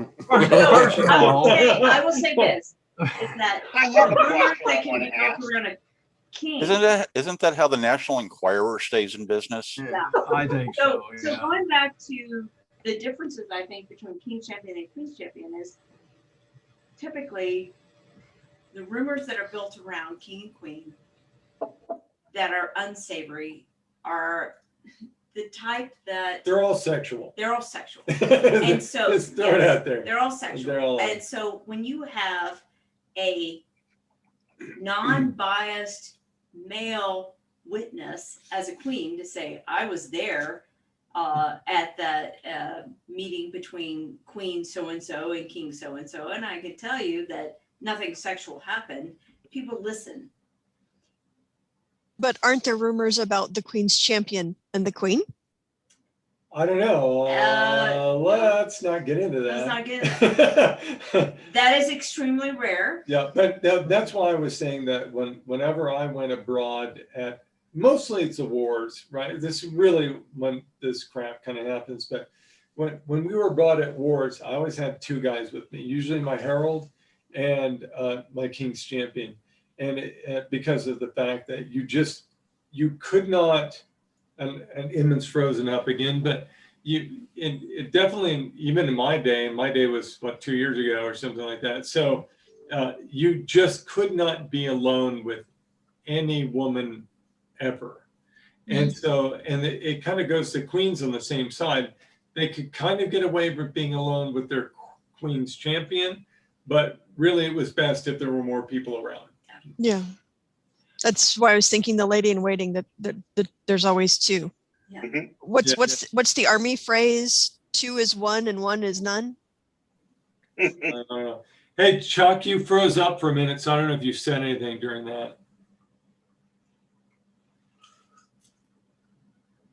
I have a question I want to ask, Please. because it's got to be a little different. I've been champion once, and it was kind of a fluke because I was not one of the great fencers. You know, Miguel and Robert have won because they're among the great fencers. They've won more than once. They've won several. What does Queen's Champion mean? I want to ask Elric and Etienne and Connell, although Connell's a different perspective because she's been the queen and because she's married to someone who is a Queen's winner. What does Queen's Champion mean to someone who hasn't won it? Because the tourney isn't about winning. Yeah. And you have a better perspective there than I could possibly describe.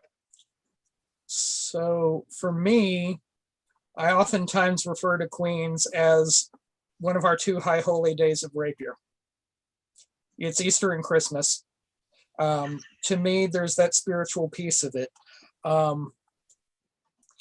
don't typically go into a queen's thinking, hey, I can win this. I typically go in saying, hey, I can show my quality. I can show my honor. I can show my skill, and we'll see how far that takes me.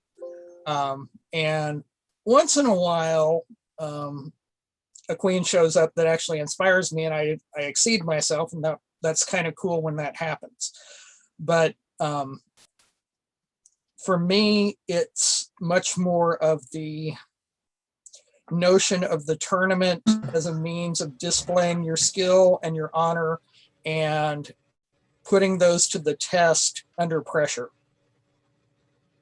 and testing those around me under the same pressure. And devotion. Okay. Someone has to lose for someone to win. Yeah. I have to echo a lot of what Etienne said. It's really a matter of honor. You know, I want to do my best. I want to make the day great for the queen. I want to demonstrate honorable fighting and skill with the blade. If I have the fortune and honor to win the tournament, I'd throw everything I had behind being the best Queen's Champion I could possibly be. Do I ever expect that to happen? Not really, but that doesn't matter. What matters is that I'm there for the queen to make it her special day. So Robin said that as Queen's Champion, he did a lot of poetry reciting. For our other two Queen's Champions, was that something that you guys did? No. 3 Queen's Champions. Inman was 2. I think Connell had a point too on Elric's point. So for me, it's a little different because in Austria, I know female has one Queen's Champion, so there's also this added pressure. So I would say I agree in all of the feelings that Elric and Etienne talked about. I had. But on the other side, so that's that need to make sure that the queen the queen knows that you understand this is her special day. But there's also this from the backside of I am representing all of the lady fighters.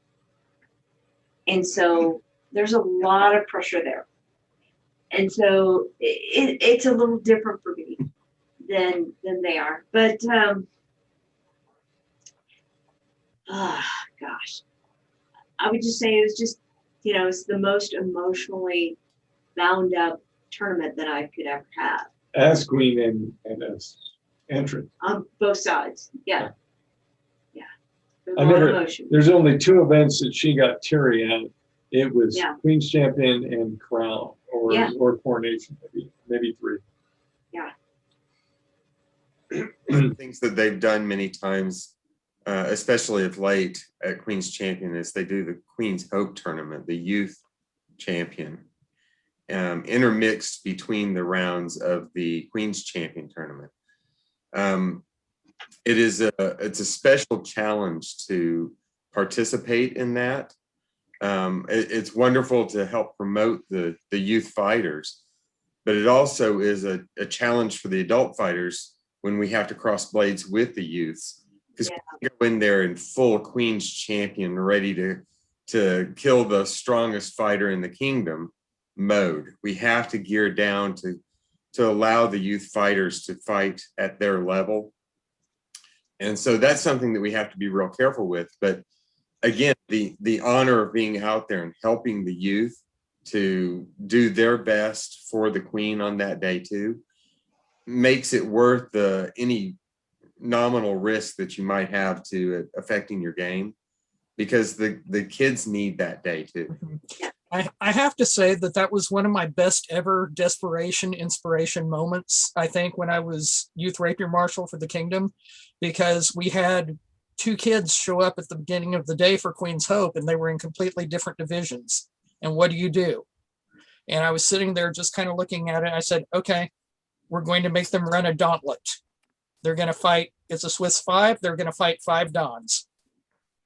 And the thing is, and I recruited some people I knew who would be willing to do it. You were one of them, Elric. And we literally just put the kids at the end of the adult round. So there was no stop. Oh, now we're going to have the children's tournament. They were just part of the proceedings. And you know, as more kids showed up during the day, we just folded them in, and I recruited more fighters. And I think that was Margarita's second Queens. And it was, it was one of those, I'm so glad this worked, because I didn't know if it would. And I had a lady come up to me and compliment me and comment on on seeing that shift in the fight, and not but all of the Dons that were fighting with the youths, doing our best to shift gears as we went from fight to fight. The youths would have a chance to demonstrate their skill. oh yeah, I remember Brendan's son putting a beautiful shot and just pezzing me. Yeah, and okay, maybe I wasn't parrying it my fastest on purpose, but nonetheless, he got in the reach and he threw the shot, and the form was beautiful. It was like, bang, okay, I'm falling over. I would say that's how I feel most of the time when I fence, because I think that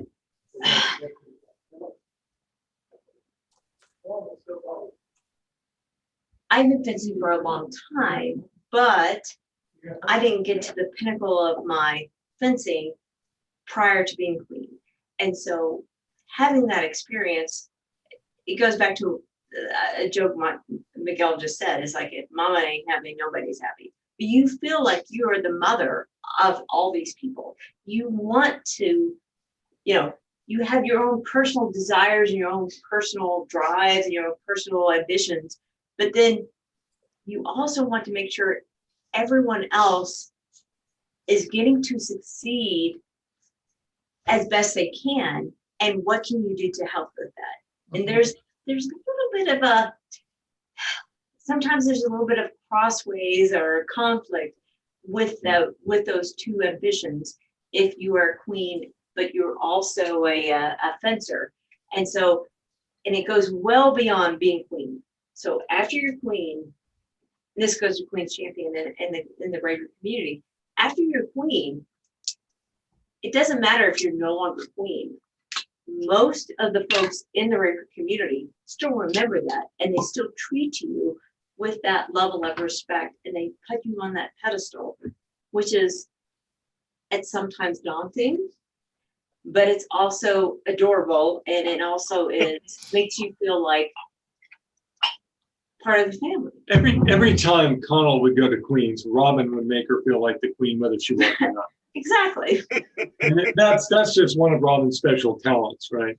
But she feels that every time she steps out on the field is that, she's got that double-edged kind of position that she's in. I'm restricted because I want to make sure people feel my called- opponent feels good, she but calls most of the stuff- time people go out of their way to make me feel good. She calls stuff nobody else would because she thinks that she's supposed to, right? And so it puts her in an awkward position being a former queen. I feel like mom. Yeah, and so if she makes a bad example, well, ooh, that's not good at all, And so I think I think women have special challenges because they're held to so many higher standards when they step out on the field. And so it's not really surprising that we haven't had a Queen's champion as a woman yet, because they're just facing so many obstacles, with what they do. So Fortunately, it's not that hard to meet a higher standard than the guys.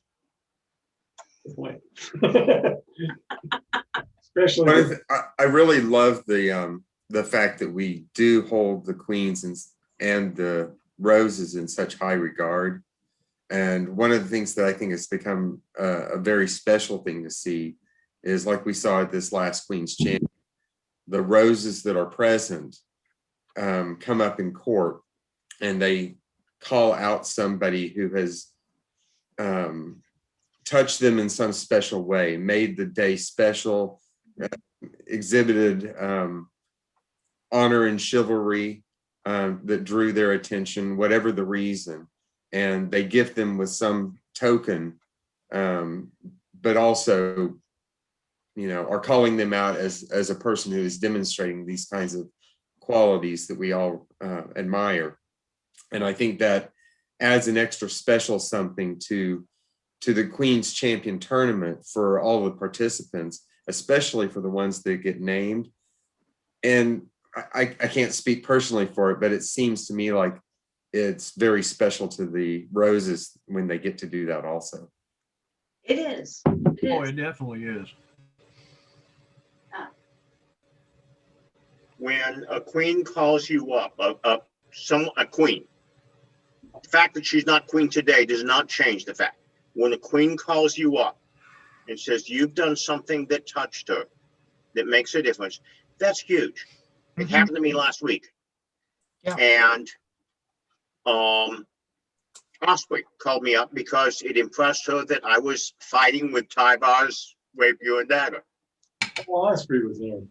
I heard you got the QBH, right? Yeah. Congrats. Thank you. He was amazing to watch. He fought He with was blades all day inspired and long, on fire. and he did them honor. So yeah, last weekend, Miguel can tell you, I was trying to watch Queens in real time, and it was coming through really badly, like so pixelated and so slow. I was so mad. but yes, so it was just. If it came through hazy and hard to see and just overwhelming, then I promise you that was accurate. Like, who is this? They got new armor. Who is this person? That was the problem I was having. Everybody had new clothes. Yes, exactly. I fussed about it on the list. Brendan, I'm like, who are these people? They all got new armor. Brendan did not. He had to see. Well, actually, the problem is the reverse. My new armor is no longer passable. I had to wear an old set of German armor I put together for one of the Bjornsburg Academies of Defense. And I need to find someone who can make armor. So we're approaching the 9 o'clock hour, which is technically when this ends. However, as always, if people want to sit and chat some more, I am fully for that. But I did want to ask, for those who have served as Queen's Champion, what was one of the moments, if it's one that you can share, that just kind of is embedded in your heart, where you got to serve the Queen, or just a moment you got to witness, or the way you held to her up her cup, or whatever it might be? What was that crystalline, perfect moment for you? There are two I can name.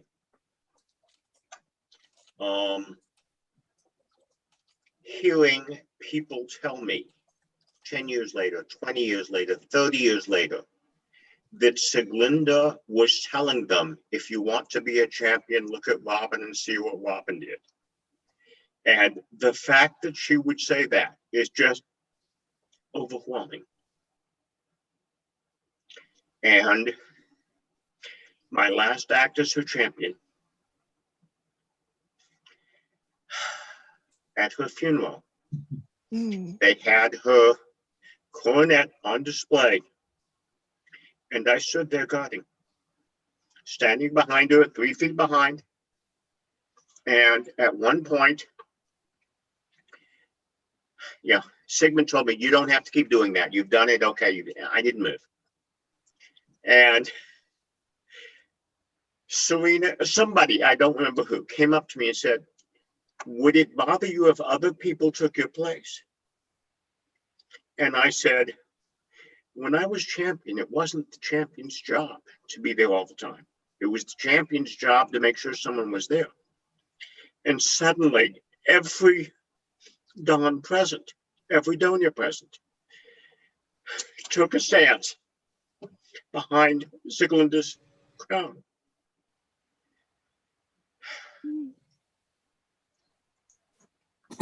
I'd apologize, but breaking down, but I don't.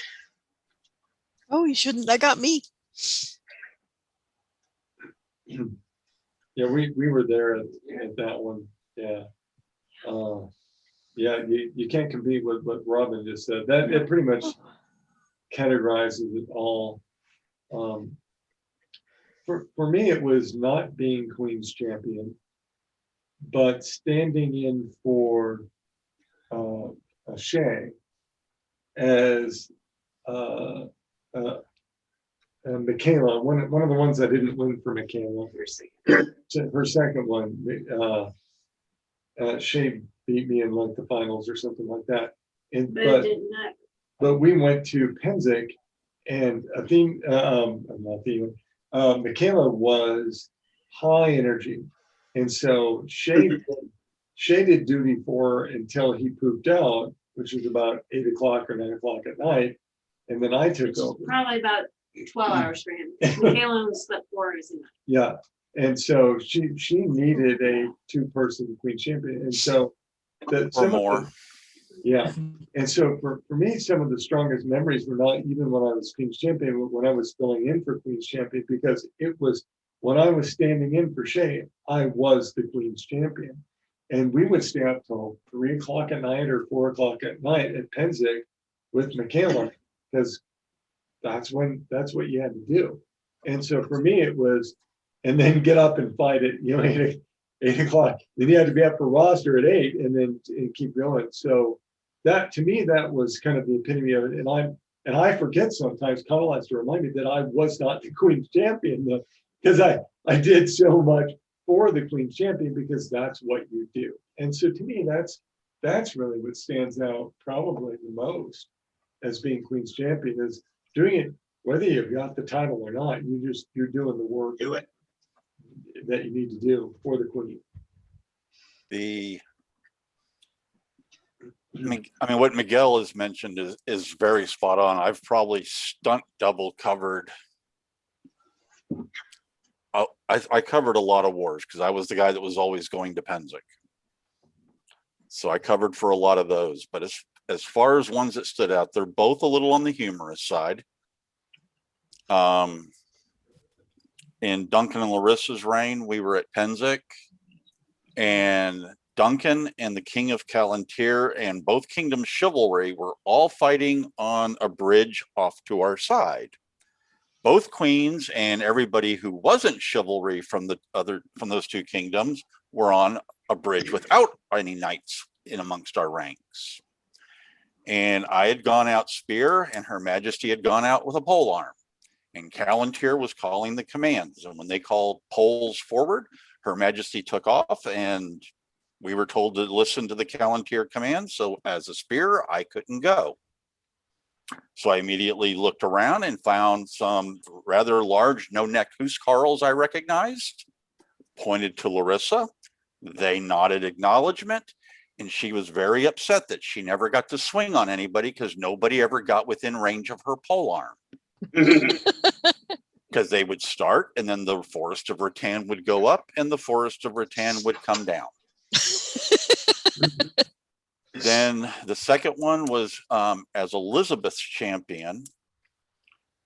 We would get in these situations where at feast, everybody would lead off their toast to the kings with all these wonderful things about how inspiring the king is and how the strength of the king and all this. And then it would come, I would do Elizabeth's toast. And several members of the chivalry almost wanted to come across the table and do me harm. As I looked at them and said, your words are amazing, but they mean nothing. They are all empty. Because without, and as they started wanting to get hostile, Gunther was like, no, I want to see where he's going with this. And it's like, because without that lady's inspiration, all of his actions are for naught. He would be a weak man. And you saw Gunther just sort of drop his shoulders and sigh. And it's like, well, he's right. So that was a lot of fun being able to have that kind of an interaction with him and him roll with it like he did. Your Grace, you were a Queen's champion. Do you have a singular moment from getting to take that role that you would be willing to share? Not really, not at the moment. Okay. I've got, well, not, but you're Queen's champion, you're kind of Queen's champion forever. At Pennsic, a lot of neat stuff happens at Pennsic. Yeah. Keenan and Alicia were on the throne then. And so I was the Queen's bodyguard during the Woods battle. And I died a lot and resurrected a lot during that battle. Her Majesty, however, did not. When I got killed, taking on, I think, 6 or 7, went back to the resurrection point, and I came. Was not something that normally happened. Usually, the Woods battle always went to the other side. But I got to stand side by side with Her Majesty to defend that banner until the cannon fired. And of course, kind of didn't matter since she was my squire at the time, but still, she was also my queen. And I got to defend her and march back with her and carrying the banner, which was a real high point for me. I guess that's as good as it gets. Carolina was cool. She stayed out of trouble. But not Alicia. So anyway, yeah, if the Queen was ever out there, I was somewhere near if I could be. That's as good as it gets for me, I think. So, Another, well, let Sorry, me back up a minute. You're talking about Ladies of the Rose. I was the first Knight of the Sable Garland that was made in this kingdom. So I guess you call me the premier of the order. And my patron was Michaela. So that I'm very proud of, and that's something I cherish. She thought super high of you, Your Grace. She raved on you all the time. We were around her a lot. I was Queen's champion, and when I was helping Shay, and she thought the world of you. So I know that we have the Ansteorran rapier tournament at Gulf and that is like huge, ginormous, great big event. The Rose Tourney, yes. Yes, thank you. Are there ever like, I don't know how to put it, like almost like gunslinger fights of you're at a war, you're a queen, you've got your champion, you see another queen, hey, champion, go fight her. Oh, Yes. yeah, Does that happen? Oh, yeah. All the time. And that's because the thing is, because the way we choose our queen champion, you know, my guy is gonna dominate your guy, because often in other kingdoms they just pick. Yeah, so the one and only time that I fought in that particular tournament, it was Shay and I, and Shay fought the heavy weapons part of it. So it's like, I don't know if it's slaughter or whatever at the time, and I was assigned to fight the epee part of it, and I think Shay won, but I won the epee part of it for Michaela, and I thought he won the But slaughter, heavy the heavy rapier part of it for her as well. And so, yeah, she was definitely, you guys are going to go out and win this thing. He was like, well, all right, you know. And so, and then I guess we didn't win again until John won a couple of years ago. So Oh yeah. Rose tournament?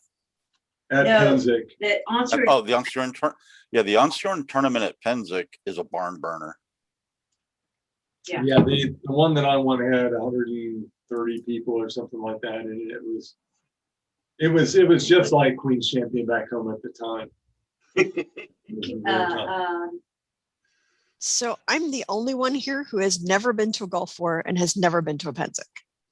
So I have no idea what happens at those events. I've been to an Estrella a couple of times and I've been to a Battlemore. But So the big rapier tournaments at Pennsic are the Ansteorran, because of the actions specifically of Octavia. okay. Octavia started doing this thing of doing hospitality, not just for the roses, for all the fighters. And so it's actually as part of the budget, they're putting out basically a huge sideboard for everybody in the tournament. And our motto is, we don't want to take home leftovers. So you're out of the tournament, go eat some more. We don't want to pack it back up. Okay. And that is carried forward to this day. The other big, Atlantia sponsors the second biggest of the tournaments at Pennsic, the Atlantean 5-man melee. Of course, there's a champions, which varies in format almost every year. But at I know Gulf Wars, Robert, that's lots of fun. at Gulf Wars, the single biggest rapier tournament is the Rose tournament that Ansteorra sponsors, and they do the hospitality for all the roses.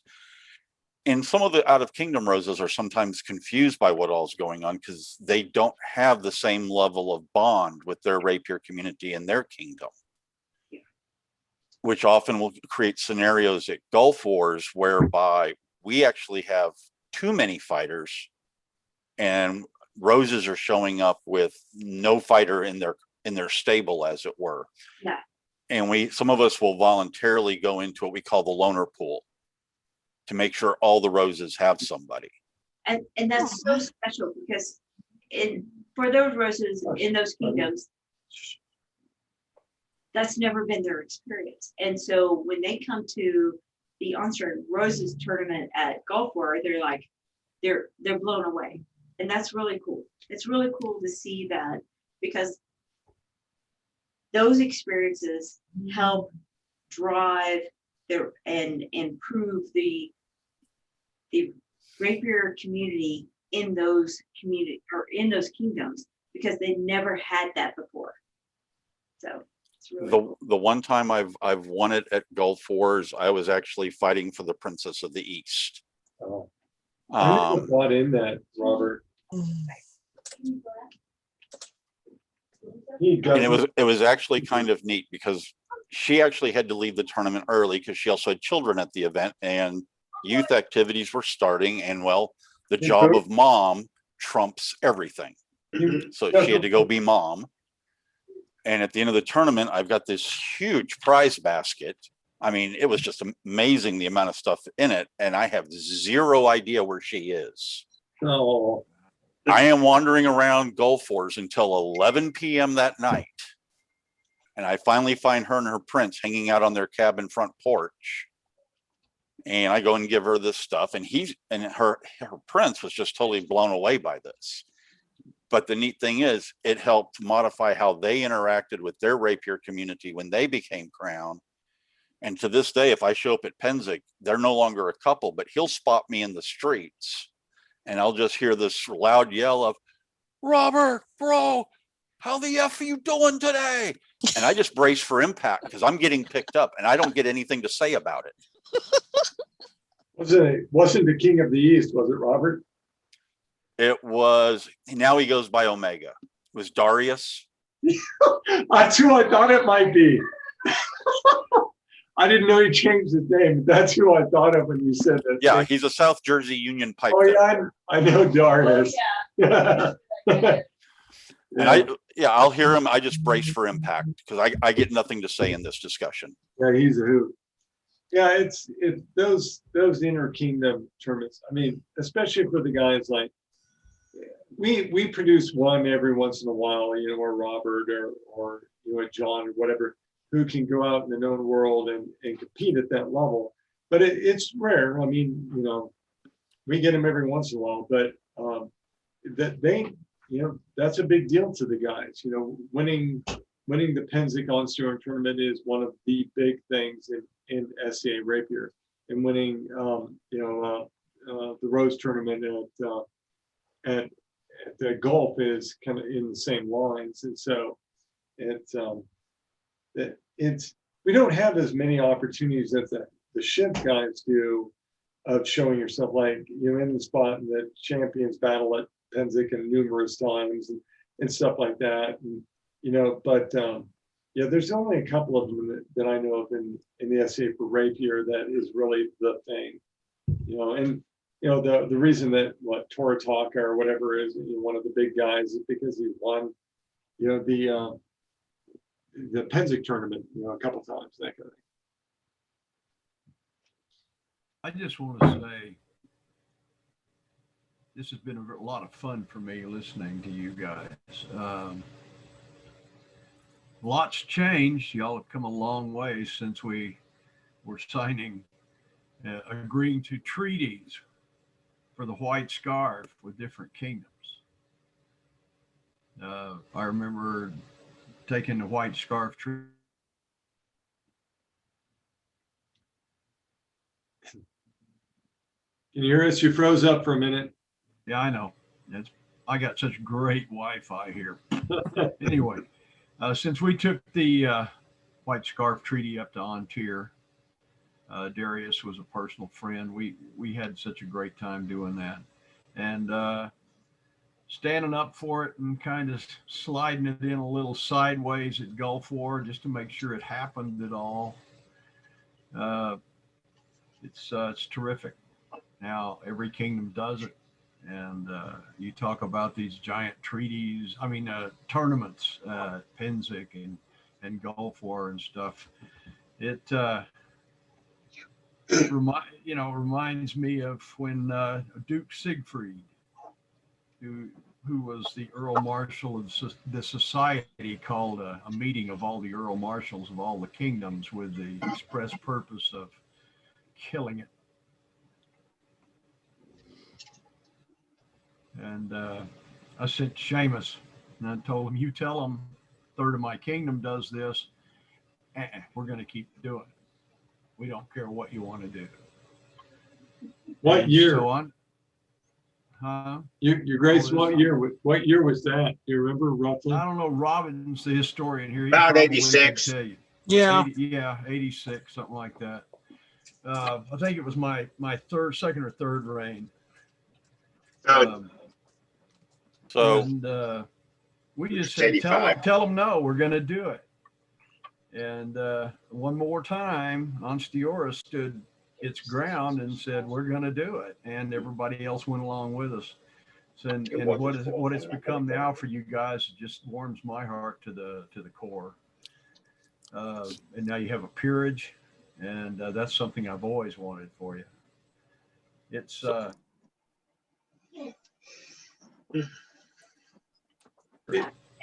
Did you ever Stuck to it, see stuck that it coming?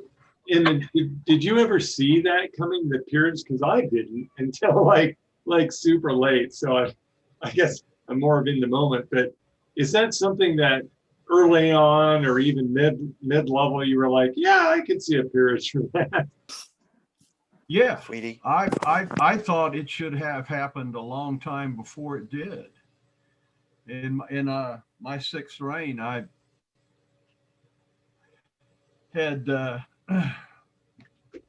my very best to try to get the White Scarves to swear fealty to the crown, not just allegiance to the queen, because I thought this would show like the other peerages, you know, the mainstream and wanting to play the game. And then, unfortunately, the queen of the next crown blew that for me because she wasn't very nice to the White Scarves and stuff. I have to add one humorous point to that. Inman announced two things one evening. This was June 18th of 1994. They established the Centurions, and they also announced that they would put into the charter that the White Scarves had to be consulted before new White Scarves were made. That's what I was going to bring up. Yeah, I think that was so critical to the next step of becoming a peerage. Almost no one had ever questioned it.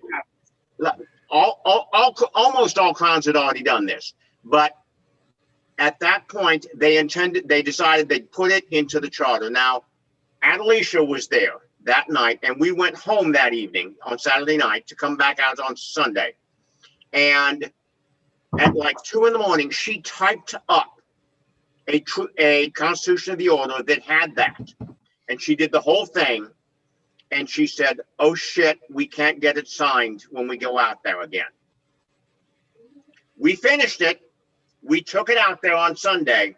And she went up to the king and queen and she said, okay, I've typed it up for your signature, but I'd rather, she was Principal Herald at the time, I think. No, she wasn't, but she in the event, she said, here it is, but you're not going to sign it today. I'll come by and you can sign it next week. Why? She said, look at the date. It was June 19th. Oh, And we were not going to make that. I remember that now. That makes sense. That's So fair. we That's took totally it to the fair. house That's on totally fair. Tuesday to get it signed, so it would not carry the date of Juneteenth. Yeah. Totally fair. Wow. I mean, as long as we're throwing stuff out there about His Grace, we're at Gulf Wars. We're still operating under a lot of the marshalate control of Meridies at the war. Oh, you're talking about early Gulf Wars. Yeah. Yeah. And there was a particular Earl Marshal in Meridies who had absolutely zero love for this community. Zero. And it's right before the Armored Field Battle. And several past royals of Ansteorra, 4 to be specific, go out into the center between both armies while wearing their rapier gear and do a little 2-on-2 fight. They do. With Pippin sitting up in that tree that used to be on the field, doing color commentary. He was heralding. And they finish the fight by just falling on top of each other in an inglorious dog pile. And then they come off the field and they're going to put on their shiv gear. And at the time, His Majesty looks at me as his Kingdom Rapier Marshal and says in a voice just loud enough to carry beyond our little group to said Meridian Earl Marshal, Haroon, you tell our people that they can go ahead and do what they want. And if any MF has an issue with it, he can come talk to me about it face to face. And if you looked over your shoulder, you could look at this Earl Marshal with steam coming out of his ears, but yet not a word was said. It was amazing. Yep. That event, we were told we could have rapier combat, which we couldn't at the last Gulf War. This was Gulf War II. And in fact, there was a war point. But before they started the war point, which was on Friday, they declared that field to be a joint Trimaris and Ansteorra embassy so that it wouldn't happen on Meridian soil. And Yeah. furthermore, the King of Meridians held a court at that time so no Meridians would see this horrible thing. Now, this was supposed to be the first fencing we were going to have, and only a few people got to take part in it. Then the old marshal came over and said, okay, you've had your fencing, which we agreed to. There's no more fencing at the event. Most of the people who had traveled out to Mississippi to fence had not yet had a chance to. Yeah. That's what led to this. And I spent that evening trying to tell people, yes, you're right. It's not fair. There's nothing we can do. Yes, you're right. It's unreasonable. There's nothing we can do. Be nice. Yes, you're right. You spent a lot of money to come out here to do this and you don't get to do it. And I'm sorry. I only got to do it because I volunteered to fight for Trimaris because we totally outnumbered them. And then the next morning, the knights went out and did what we could not do. And then the king did what we could not do. And we were able to fence for the rest of the weekend. And watching the steam come out of that man's ears was absolutely amazing. So He can I still tell- doesn't, and to this day, he still doesn't like us. Yeah. Fine. Who was it? Robert, which guy was it? Robert of Ock. Yeah. Hey, can I tell a quick story about Gulf War that's not really light weapons oriented, but I actually saved a man's life? Please. So Connell and I are walking along with Duke Osis. No, Inman, you gotta stay. Oh, you gotta stay. No, You I gotta- gotta. oh. I'll wait on it. It's Inman involved. So Yes, we did save So, a man's life. I did say I gotta wait for And Chuck. here it comes. There he is. Here he is. Let's see if he'll put on his outfit. So, yeah, So you might have been Queen's champion at the time. I'm Entirely possible. I may have been Queen's champion at the time. But Inman, can you hear us? Your Grace, What's that? can you hear us? Yeah. So this is where I saved a man's life, and I wanted you to be involved with this story. I may have been Queen's champion at the time, but I was walking around with Duke Sorosis of the Libre. Do you remember him? Sure. He, of the Middle Realm / North Shield. 6'4", 6'5", looked like Thor. Really quite a character. So we're walking around Gulf War, and that night we're kind of escorting him around as a dignitary and that kind of thing. And he sees Inman's tent over there, and we've been into our cups a bit. It's probably 12 or 1 in the morning, and Inman and Athena have gone to bed. So someone said, are you Osis's sister? I'm like, Oh yeah. So he said, that's really charming, but no. and so she's like the best compliment she ever had. So we're walking It was around. a super compliment. It was So a super. He was he's a just a tall, gorgeous guy. strong, attractive man. So we're walking around, and Osis was a hoot, and he sees Inman's tent over there, and he says, "We should go pile on it." And Miguel and I are like, It's like, oh my no, God, no, do not do that. He will kill you. and It's not because he's there. It's because It's because Athena's Athena's there. there. And if you fuck with Athena, he will just destroy Inman you. will kill you. Destroy you. And so they were all this mode, and I was like, oh my No, God, please don't. Inman will kill you. And he looked at us and he knew how serious we were. He was like, Yeah. okay, we'll do something else. Yeah. And they wandered off. I'm pretty much sure I saved his life that night. Yeah. Yeah, but I wouldn't have killed him. Athena might have. In fact, I guarantee it.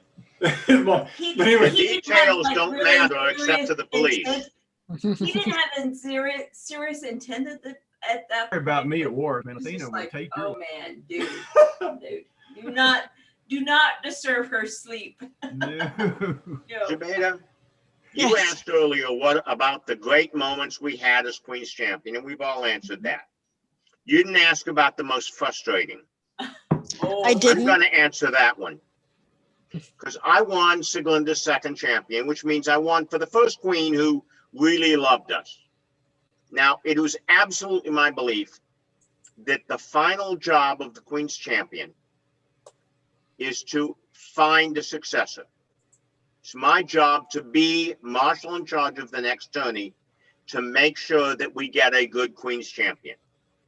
Okay. And I absolutely fundamentally believed in that. And then Crown Tourney happened and Simon won. This means I can't fight for Tessa. Simon and Tessa established the white scarf in the Prince Valley. Okay.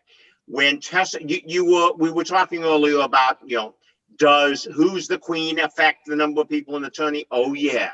And that was the first one where it became really, really clear when Tessa won and everyone, oh, I want that. And I wanted it too, and I couldn't fight for it. Now, Tyvar was the quietest of all the people saying, I don't want that. I want that. But he absolutely went into training because no one was going to take Tessa from him. But me, I look at that and I can't fight for it. I could not fight for Tessa because I fundamentally believe it's my job to make sure the succession of the next Queen's Champion happens. Now, that's the most frustrating thing I had to do as Queen's Champion. Now, it's not as bad as it sounds because Good night, Elric. it was kind of offset then, and I got to be spend 2 months as her champion until her tournament. Mhm. But yeah, the most frustrating thing about being Queen's Champion is I could not fight for Tessa, and she was never queen again. That's So I just mentioned one it of the was- things about our game that just makes me sad. Just that Tessa never got to be a duchess. Oh no, that was Tessa's decision. She Simon? told Simon, no, not again. Yep. She is- Simon, you will lose she this is- fight. Yes, Tessa. No, you will not enter. You will not enter. Yeah, she is the sweetest, most self-effacing person. Yet, when she makes a decision, that's it. So the Yeah. of the queens I that don't. could have been that I missed the most, it's Kalita. Because I think Oh, I- yeah. Thorkel could have been king and Kalita would have been a great queen. There, Thorkill could have, because he felt the need. Yeah. and if he And, won, I don't think there would have been Well, he's- anything that would prevent him from being Queen's Champion. Yeah. Yeah. Yeah. If Uh, Oracle had won, I would certainly have been Kalita's Queen's champion. Just like Athena, it's like they were two very, very special people to me. And it was, you look at some of the people who have been really just adorable queens in every sense that we uld them to. And Oh, yeah. Kalita would have been up there with them. It would have been the epitome of being the cult of Gloriana. Yeah. Because She's Yeah. a lovely lady. lovely lady. And Thorkel was easily good enough to have won crown. He just didn't want to do it. He didn't. No. I'll tell you a story about Thorkel. You may have even heard it. I trained him to win crown. He and I worked 3 nights a Yeah. week. We lost you, Chuck. This is my ended up being my 5th, but I'm doing everything I can do to pave the way. I have to take out Patrick Michael, and Yeah, that's hard. he's tough, Yeah. and he Thorkill goes out and he's fighting Rurik, and he just whacks him out in the first fight. I said, this is going to be great, man. I'm not even going to fight him in the finals. I'm just going to kneel down and say, here. And then he throws 2 fights in a row. Yeah. Yeah, I talked to Glenn about that, and he was like, So what are you doing? What happened? He said, couldn't do man, it. I got Come on, man. You're on freeze, Chuck.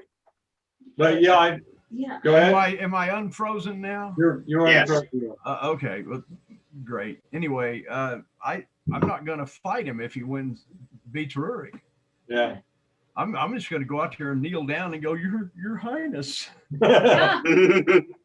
thank you. Anyway, I love Rurik to death, but the crown didn't need to go south again. Yeah.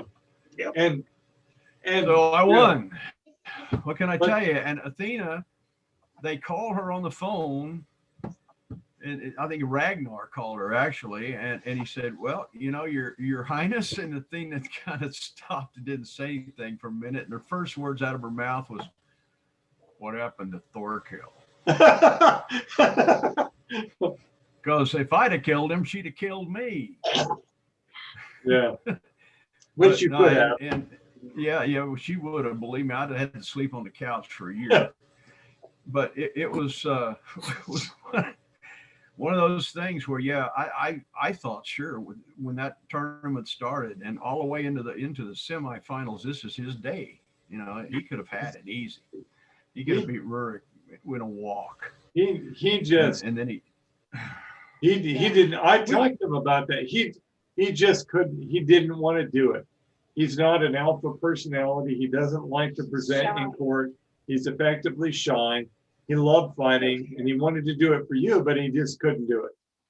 Yeah. Well, he didn't.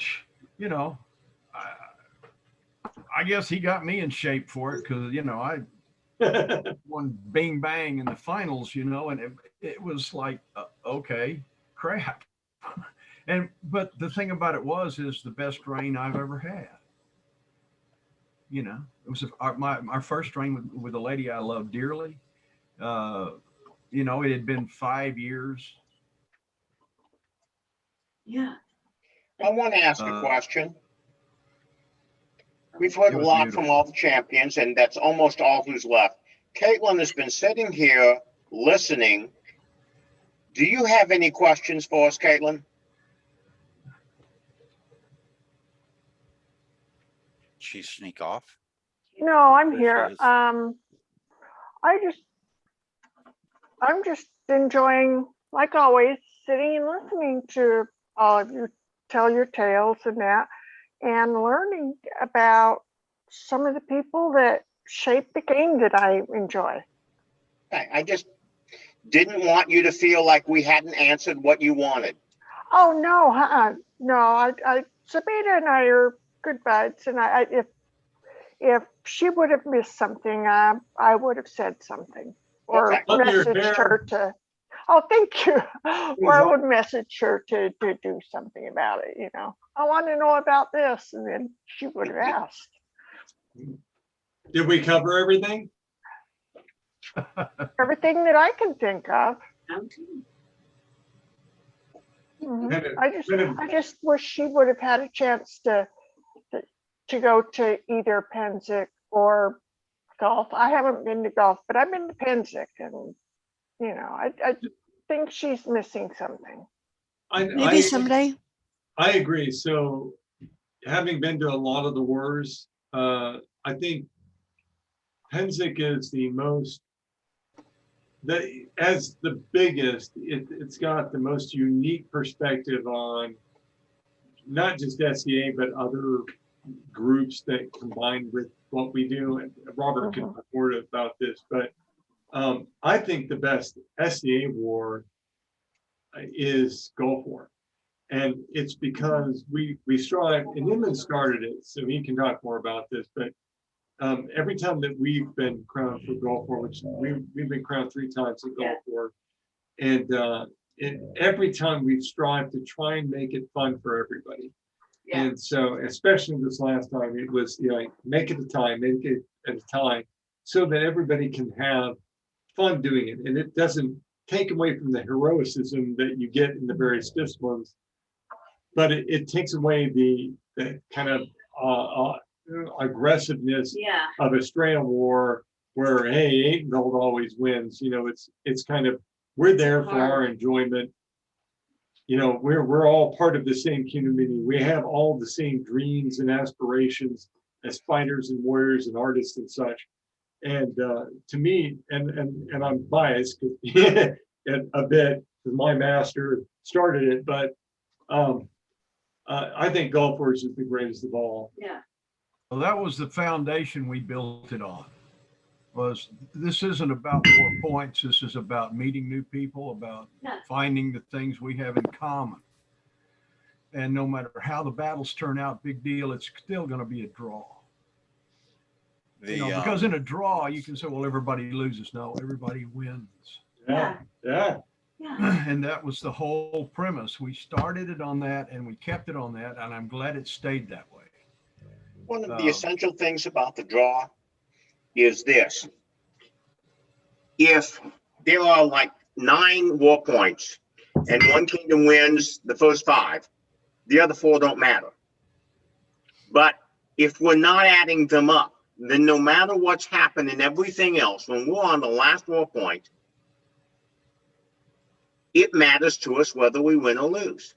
Yeah. Because it matters for itself, not because we're adding it to a bunch of other things.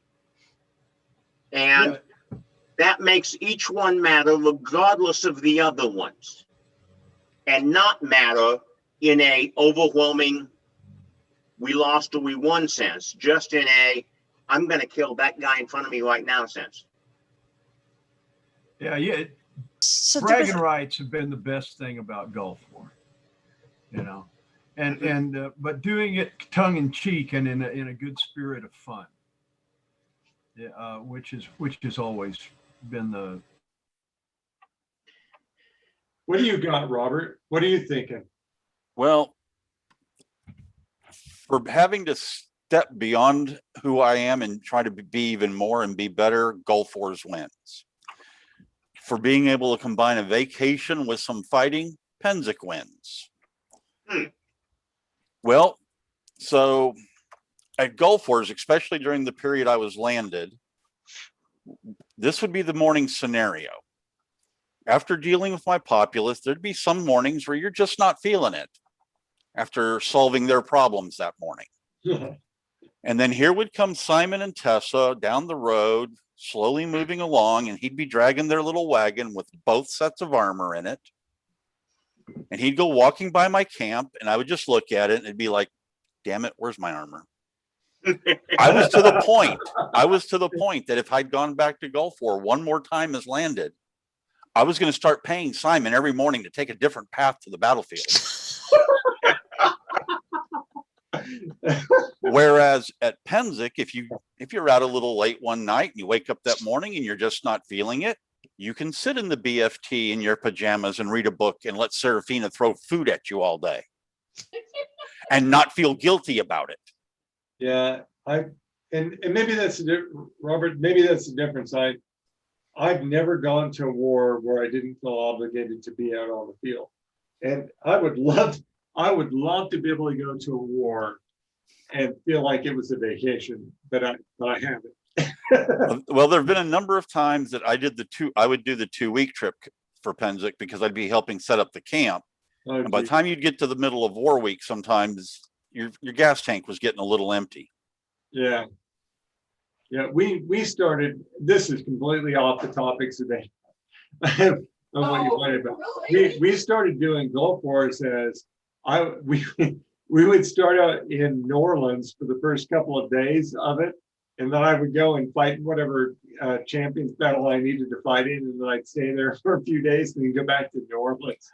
Okay, see, you had that gimmick. I have yet to do the New Orleans trip. I've never done it. I can't relax on site. If I'm on site, I'm the king's man with the queen's man, and that's all I do. And that means if somebody says you're up at 8 a.m. for a battle and you're up at 9 at night for the war commander's meeting and stuff like that, that's what I would do. And so I've never went to Gulf War or Penzic thinking it was a vacation. That's just how it's just never worked that way for me.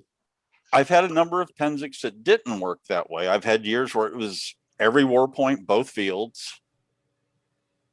but I've also had some years where it was, okay, I helped set up tents in the first week. I helped dig all the ditches and some poles. Somewhere in this week, I need a down day. Yeah. I have And, to tell, excuse me, and at Penzic, taking that down day wasn't as I did not feel as bad as if I tried to take one at Gulf War. I never got away with taking one at Gulf War. And maybe that's the difference. I don't know, and then how many times you've been to Penzic, because you also sold some of your amazing artistry. But every time I was at Penzic, I was either a Queen's Champion, Prince, or a King, and so it was always work. Did you ever go? Hey, Chuck, did you ever go to like one of the wars and just like have a vacation? Oh, I did that at Australia a couple of times. I went there to sell armor. I didn't go there to fight. In fact, I won Australia. I went, and the only thing I fought in was the silver dollar tourney. Is that over 50? Over 50? No, that's it's a tournament. If you win it, you win a bunch of silver dollars. It's an invitational thing. You know, the best fighters in the known world type of deal. You won? I did not. No. I ran across an individual that I could not for the life of me get to call a shot. Oh. So rather than escalate to the point I wanted to, I just yielded and said, I'm too tired. Good fight. Adios. And I had ladies after the tournament come up with tears in their eyes, telling me that was the most honorable and chivalrous thing they'd ever seen, because they all knew who I was fighting. and they lost money on it. No, they didn't lose. I mean, in fact, the guy that Seriously. puts the tournament on every year. I told him, I said, it didn't make any difference whether I won or lost. If I won, you were going to donate the money to AIDS research. Oh. So Zubeda, back on the Queen's Champion topic. So when I won, I think it may have been the fourth, I don't know, it was fourth or fifth or whatever, Queen's Champion I won. I got the record for light weapons tournaments in the kingdom. The two best compliments I've ever received in the SCA. One was, you're the rapier equivalent of Inman now. So I got that when I won fourth or fifth time or sixth time or something like that. And then one time Kalita said, after our stepping down of our second time we did an entirely musical court. It's like everybody had, any business anybody had to be like a bardic piece. And when we stepped down, Kalita said, you channeled Inman in that when you were king stepping down. And I was like, yes. So my two best compliments ever in the SCA have been references to Chuck there. Oh shit. Nice. So I actually did have a Queen's Champion tournament question that I wanted to ask earlier, and then there was a cool story and I completely forgot. So I was reading newsletters, and if we're friends on Facebook, you might have seen me talking about this, but I was reading through really old Black Stars, and I was reading the From the Crown article. And the king said that Tyvar had put, and he named the person, I won't say their name because I don't know how they would feel about being named, that he had gotten this woman in bed with all the rapier community.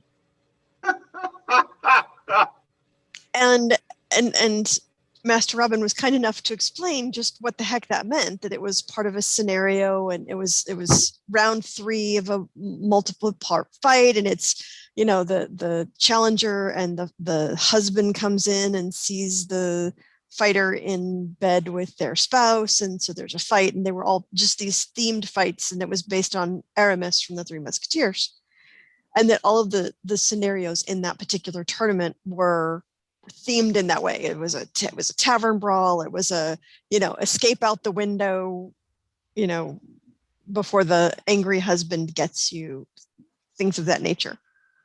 Have there ever been humorous themes used in a Queen's Champion, or is it always a very serious, dedicated tournament type of thing? Have there ever been scenarios or playfulness to it? Those are two different questions. Is Okay. there playfulness to it? Several of my bouts last weekend, yes. Okay. Is it a serious tournament where what we're trying to do is win? Absolutely, every single time. No, we never had a scenario like the Gentleman's Night Out Yeah. tournament. Okay. But I mean, is probably there one of the playfulness in it? Oh, yeah. probably one of the silliest comments I've ever done on the field was actually in a fight with Miguel. On a rare occasion, I legged him first.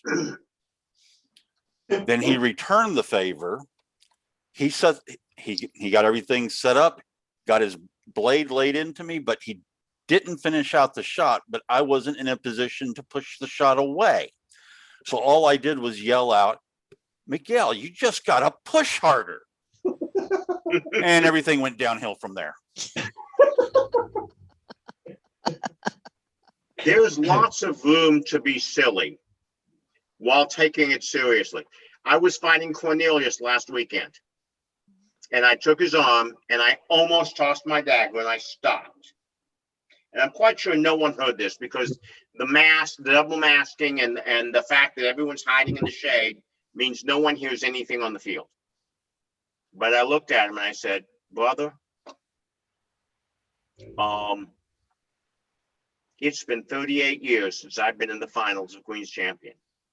And frankly, brother, you don't know what 38 years is." And I held up my dagger and my sword and I said, "I'm going to do what I have to do to try to get to the final round. I hope you understand that." And he nodded. Oh my God. And I said, "What I have to do to try to get to the final round of Queens is to prove worthy of it." And I tossed my dagger. And it was just, I mean, it was silly, but it was No. also serious. That's not silly. Yeah. That's not silly at all. Yeah. So Sabina, you may have asked this question too early because the guys that are remaining on this, we take the SCA pretty seriously, and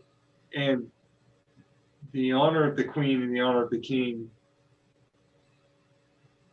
You know, people say this is the game, but there are play aspects of it, but it's not a game. It's a way of life and an ideal for many of us. And I won't speak for any of my brothers and sisters on here, but I never take a bout in play. You know, it could be fun. You know, Robert and I were talking about, we've had all sorts of different bouts over the years. I've never had any serious bouts with him because he would have killed me every time. But we've all had these fights, and especially when it comes to Crown or Queen's Champion, there is no play. It's not lighthearted in the essence of what we are there to do. There's examples of honor like Robin just mentioned. There are moments of levity. The entire purpose of Queens and the entire purpose of Crown, which are very, very similar, is to get the best person possible in that position. And so as such, no, it's a pretty dang serious event, in my opinion. And that's my opinion. I would agree. Thank you. Chuck? What? Oh, am I supposed to respond here? I don't know. I mean, you never joked your way through Crown. I mean, it was. I mean, I'm sorry, you're wrong. I have. Really? I didn't win. I say because correct. I wasn't. I know you one time. Well, all right. Let me rephrase your grade. Is that it is my impression that you won sometimes when you didn't because you thought there was a higher purpose, even though it was inconvenient for you. Yeah. Sometimes, losing is winning, and having fun and demonstrating the fact that no matter how serious the situation is, we are all in this for fun. Yeah. But I've entered Crown many times at the behest of the king. I've been his hitman more times than I can tell you. I know that sounds terrible. No, But- I was saying, I think I said that before you joined, is that I've been in the same position. I've been a hitman. And it's like, it's not something you enjoy, but you have to do. Sorry, Grace. I'm in fealty to His Majesty, and His Majesty says, Inman, I want you to fight the way I want you to fight. Okay. So I did. In fact, Jonathan maneuvered me into winning crown number 3. Duke John? Yes, son of a bitch. He said, I want you to fight and win every fight you can win, until I tell you you can quit. I said, okay, Your Majesty. Finals. Inman, you can quit now.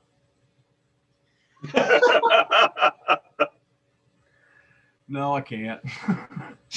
So that was reign number 3. I did not want.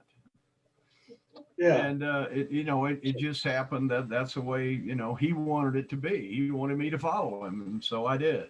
But that was my point. It's just yeah. But that's my point, is that it doesn't always have to do with what we want to happen. It goes from this discussion is about the Queens, but so in Queens, it has to do with Queen's Champion. And sometimes we win because we have to. Sometimes we win or we don't win because we are not supposed to. And it goes also to Crown, and it's the same tournament in respect that sometimes you are told you are going to win or not going to win that particular tournament. And some of us are in the position that we are assigned to be take out people in that particular environment such that other things happen. And so there are fun aspects to it, but it's not per se a levity oriented tournament, either Queens or Crown, Yeah, it's not. Having said that, it's not a fun gig. It's serious, but you can have fun doing it, and that's the thing. Yeah. Many times I've fought in tournaments, in Crown tournament, where I was going to use my ducal prerogative and leave at my discretion. And the fights up to that point, I tried to have as much fun as I possibly could. And if I lost, that was good too, because I wasn't going to fight to the end. So I had the leisure to be able to go out there and just goof off and have fun. Try to do really super ignorant chivalric stuff, and die gloriously, and slide face first in the dirt and come up with your helmet full of grass, It's fun, and that was the point. And the only times that I got the King's Blade of Chivalry was when I was fighting just for the fun of it and got to a certain point and dukeled out. But because they knew that I was having fun up to that point, that and I can't speak for the grounds of why they gave me the King's Blade of Honor or whatever, but the 2 or 3 times that I won it, it was because I had fought to a point with a lot of fun and then quit and stepped out. And Master Robin, did you have a point, Master Robin? I'm sorry. I just wanted to get back to the levity approach. I have fought Queen's Champion in Motley. No one I remember that. Remember this except Inman. I remember. Her Majesty Queen Arwen had announced she wanted to see great persona play. So Chris Zakes really pushed his persona of Tyvar Moondragon, and Glenn Wilkerson really pushed his persona of Alor Greythorn of Glenmore. And I looked at that, And Robert of Gilwell showed up in his Commedia dell'arte persona of Coccino, because that's what my queen asked me to do. And at what, I mean, they were calling the fighters to go up and introduce themselves to the queen, and they called Dormouse, and I slapped him on the back and said, "That's you." And he went up there, and there was a little tag on his back that said, "Kick me." True. I don't remember how I managed to do it, but I put one on the king's back that said "Top Jock." One of his squires ripped it off, and then Inman took it and slapped it on his leg and wore it for the rest of the day. But I actually fought as Coccino when I played the silly game, and I fought to win. Yeah. Yeah, but That's again, awesome. one more time, it's serious, but it's supposed to be fun. And that was the way I always tried to play it. You leave the politics somewhere else. Let's have fun. And the best crown tournaments I've ever seen is when everybody out there has just been happy and having a good time. The fights are better, the chivalry is at its peak, the courtesy, everything. And it's just wonderful. And those are memories that you have to be able to take away from this stuff. That's When you get to the finals, I love your cat, Sabina. Well, this is Beautiful one baby. of three. She's a very fussy princess because her dinner time is 9:30, and this is her being a little grumpy about that. Oh dear. Well, Yeah. maybe we it's nearly 10, folks. Maybe we need to let this nice lady go feed her cat and spend some time with her family. On a final point here, following up on Inman's point, is that it's whatever you make it, right? Those of us who are sitting here are, for the most point, just dedicated to the concept of Ansteorra and the concepts that lie therein, which is honor and courtesy, and king and queen above all. And we've all been horribly awarded. I mean, all of us have probably gotten way too many awards. I speak for all of us when I say we've all had way too many awards.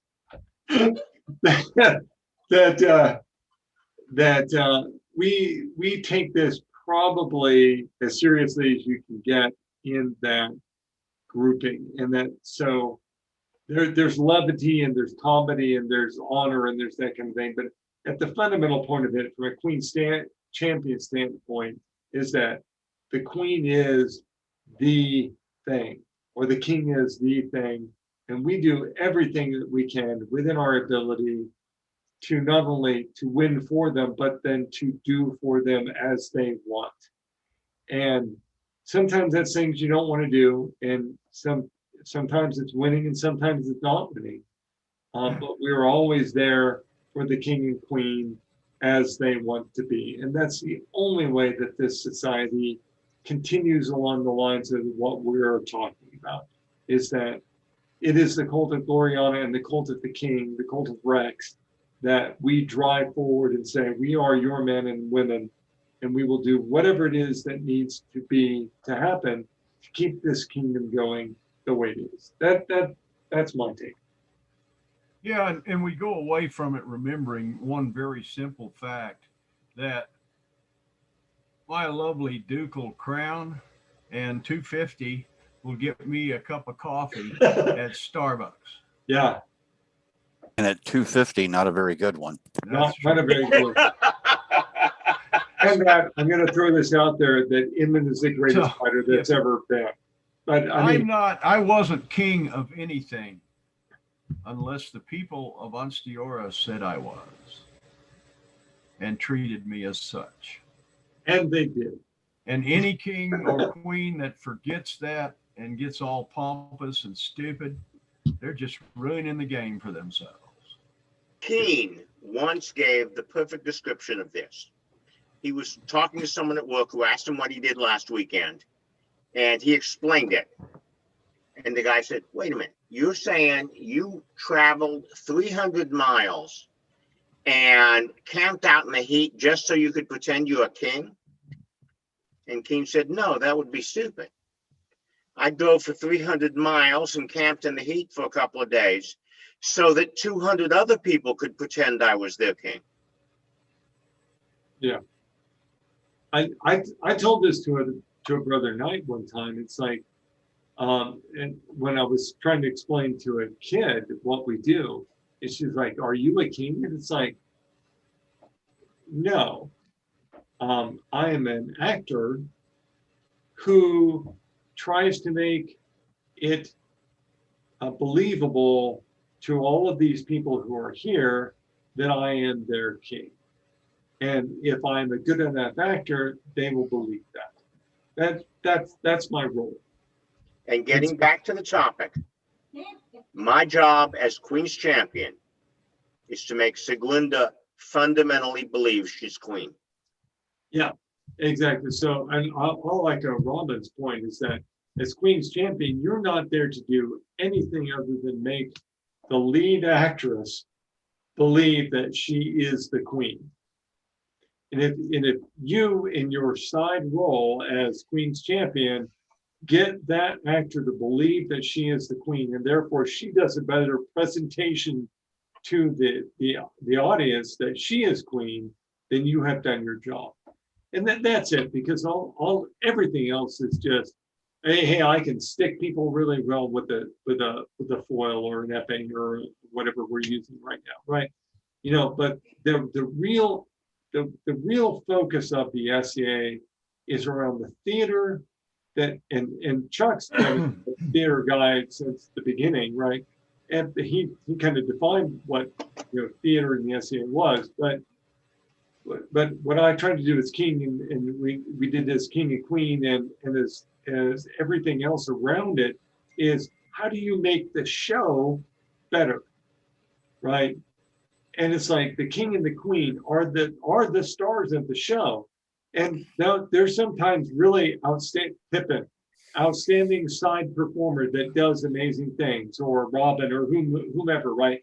Who steps out in the heraldry roles or whatever and say, all right, we're making this role bigger and better and that kind of thing. But fundamentally, it boils down to, if the king and the queen believe that they are the king and the queen, and the audience believes that they are the king and the queen, then this whole thing gets to continue.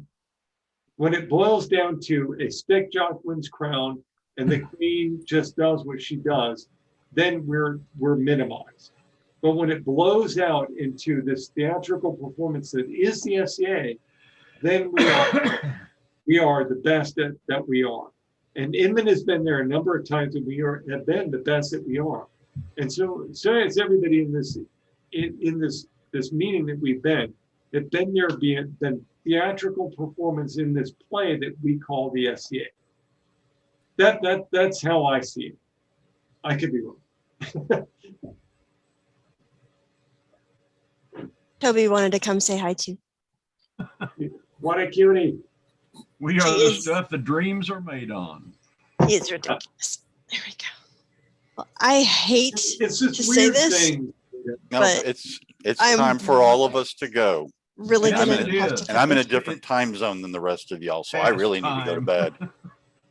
Thank you so much for joining us. I really was good. appreciate all of you coming by and so generously giving of your time this evening and sharing your stories and our history. And I thank you very, very much. And now I got to come up with a topic for next week. Thank you. You're the best historian ever. Well, thank you. I appreciate that. Yes, you're Kind of have doing a passion great about job. this. So my time is up in September. So Oh my gosh. it's almost already been 2 years. Who will replace you? I don't know. Nobody can I- replace her. I don't have anyone who is willing to be a deputy or want to do this. So I don't know. Well, you might want to set the bar a little lower then.